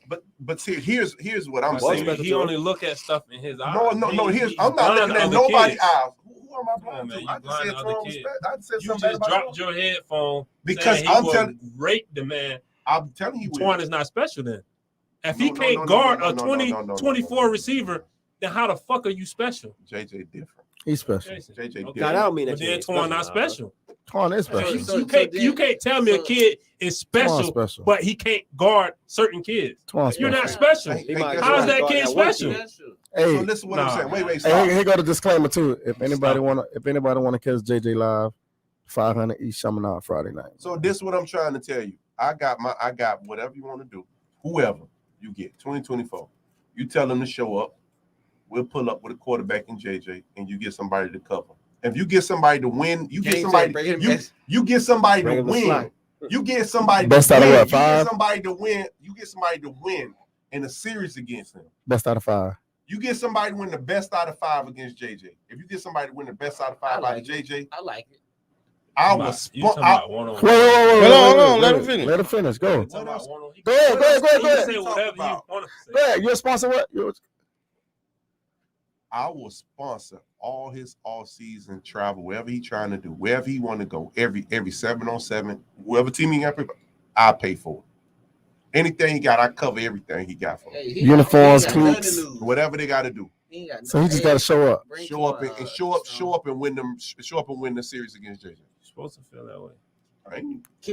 Are we backing down? I think that's an open competition. And I'm not making this about Twan. I'm not making this about Twan. He said any 2024. I don't know nobody. The one thing I ain't gonna never do, I ain't gonna pick kids against each other. I ain't doing that. So anybody, that's how confident I feel that JJ is the number one receiver in the country. He's special. I just feel I seen Jit just go find that football and listen. I'm saying this shit like he's special. JJ's nice. He's nice. He's very nice. So JJ better than Bugs. As well, say better than what? Oh, than Bugs. I'm finna go. Nah, man. I'm not. So I don't know. Y'all going like this. We good. We're not comparing kids. Oh, yeah. I'm not comparing kids. I'm not comparing kids. I'm not comparing kids. I said JJ is the number one receiver in the class of 2024. I say the best receiver in the class of 2024. How y'all try to put it, how you try to word it. It is what it is. I'm not wording. I'm telling you to show up. What else can I ask you, coach? That's true, man. I ain't saying nothing. I'm saying show up. Hey, E-Speed said he got a 24 corner. He want to try that. Hey, man, we want to thank everybody. Listen, I ain't backing down from nobody. Come to Sly. Oh shit! Hey, guess what? Hey, James just said that. Bring him to Sly. And I'm just telling you, I got a few receivers. We're gonna run a train on whoever you bring out. We're gonna run a train on his ass. But I know what JJ gonna do to him. I know what he gonna do. Hey, last time we did this, man. You remember what happened? What happened? You tell him what happened. You was there, and y'all don't do that. But guess what happened? If you start, you a troublemaker. Chill. That man the troublemaker. This man the troublemaker. I'm gonna tell you what happened. I know what happened. Don't do that. Don't do that. You was there too, Eddie. You know what happened. I'm done. Listen. And guess what I said was gonna happen? And was I wrong? We'll talk about that later. No, he wasn't there. These two were there. And huh? Nah, we're gonna talk about that. I don't even want to hey, we want to thank everybody for tuning in. Hey, we had a great guest tonight, man. We go to put the camera on him, man. Everybody see our faces every week, man. Hey, Rob, what's slide at on Sunday? Yeah, what slide gonna be at on Sunday? At Mirror Lakes Park. Mirror Lakes Park, y'all. What time? 12 o'clock. 12 o'clock, Mirror Lakes. Anybody want to show up? Bring your 24 corners. 2024 corner and watch their ass get 8 alive. Hey, Rob, on behalf of Keep It Real Podcast, man, I want to thank you. I know you got a busy schedule, man, and for you to come out here after practice and give us some love, man, we really appreciate that. You took time out of your day. Thanks a lot, man. Any final remarks, anybody? Nah, man, we appreciate you, bro. Yes, sir. Rob, hey, I got something to say. Talk to me. Give us beat St. Thomas Saturday. Oh shit, we out of here, man. Y'all have a good one. Hey, it's over with. No. That boy ready to spray. Hey, hold on, wait. turn that shit out. Just make sure.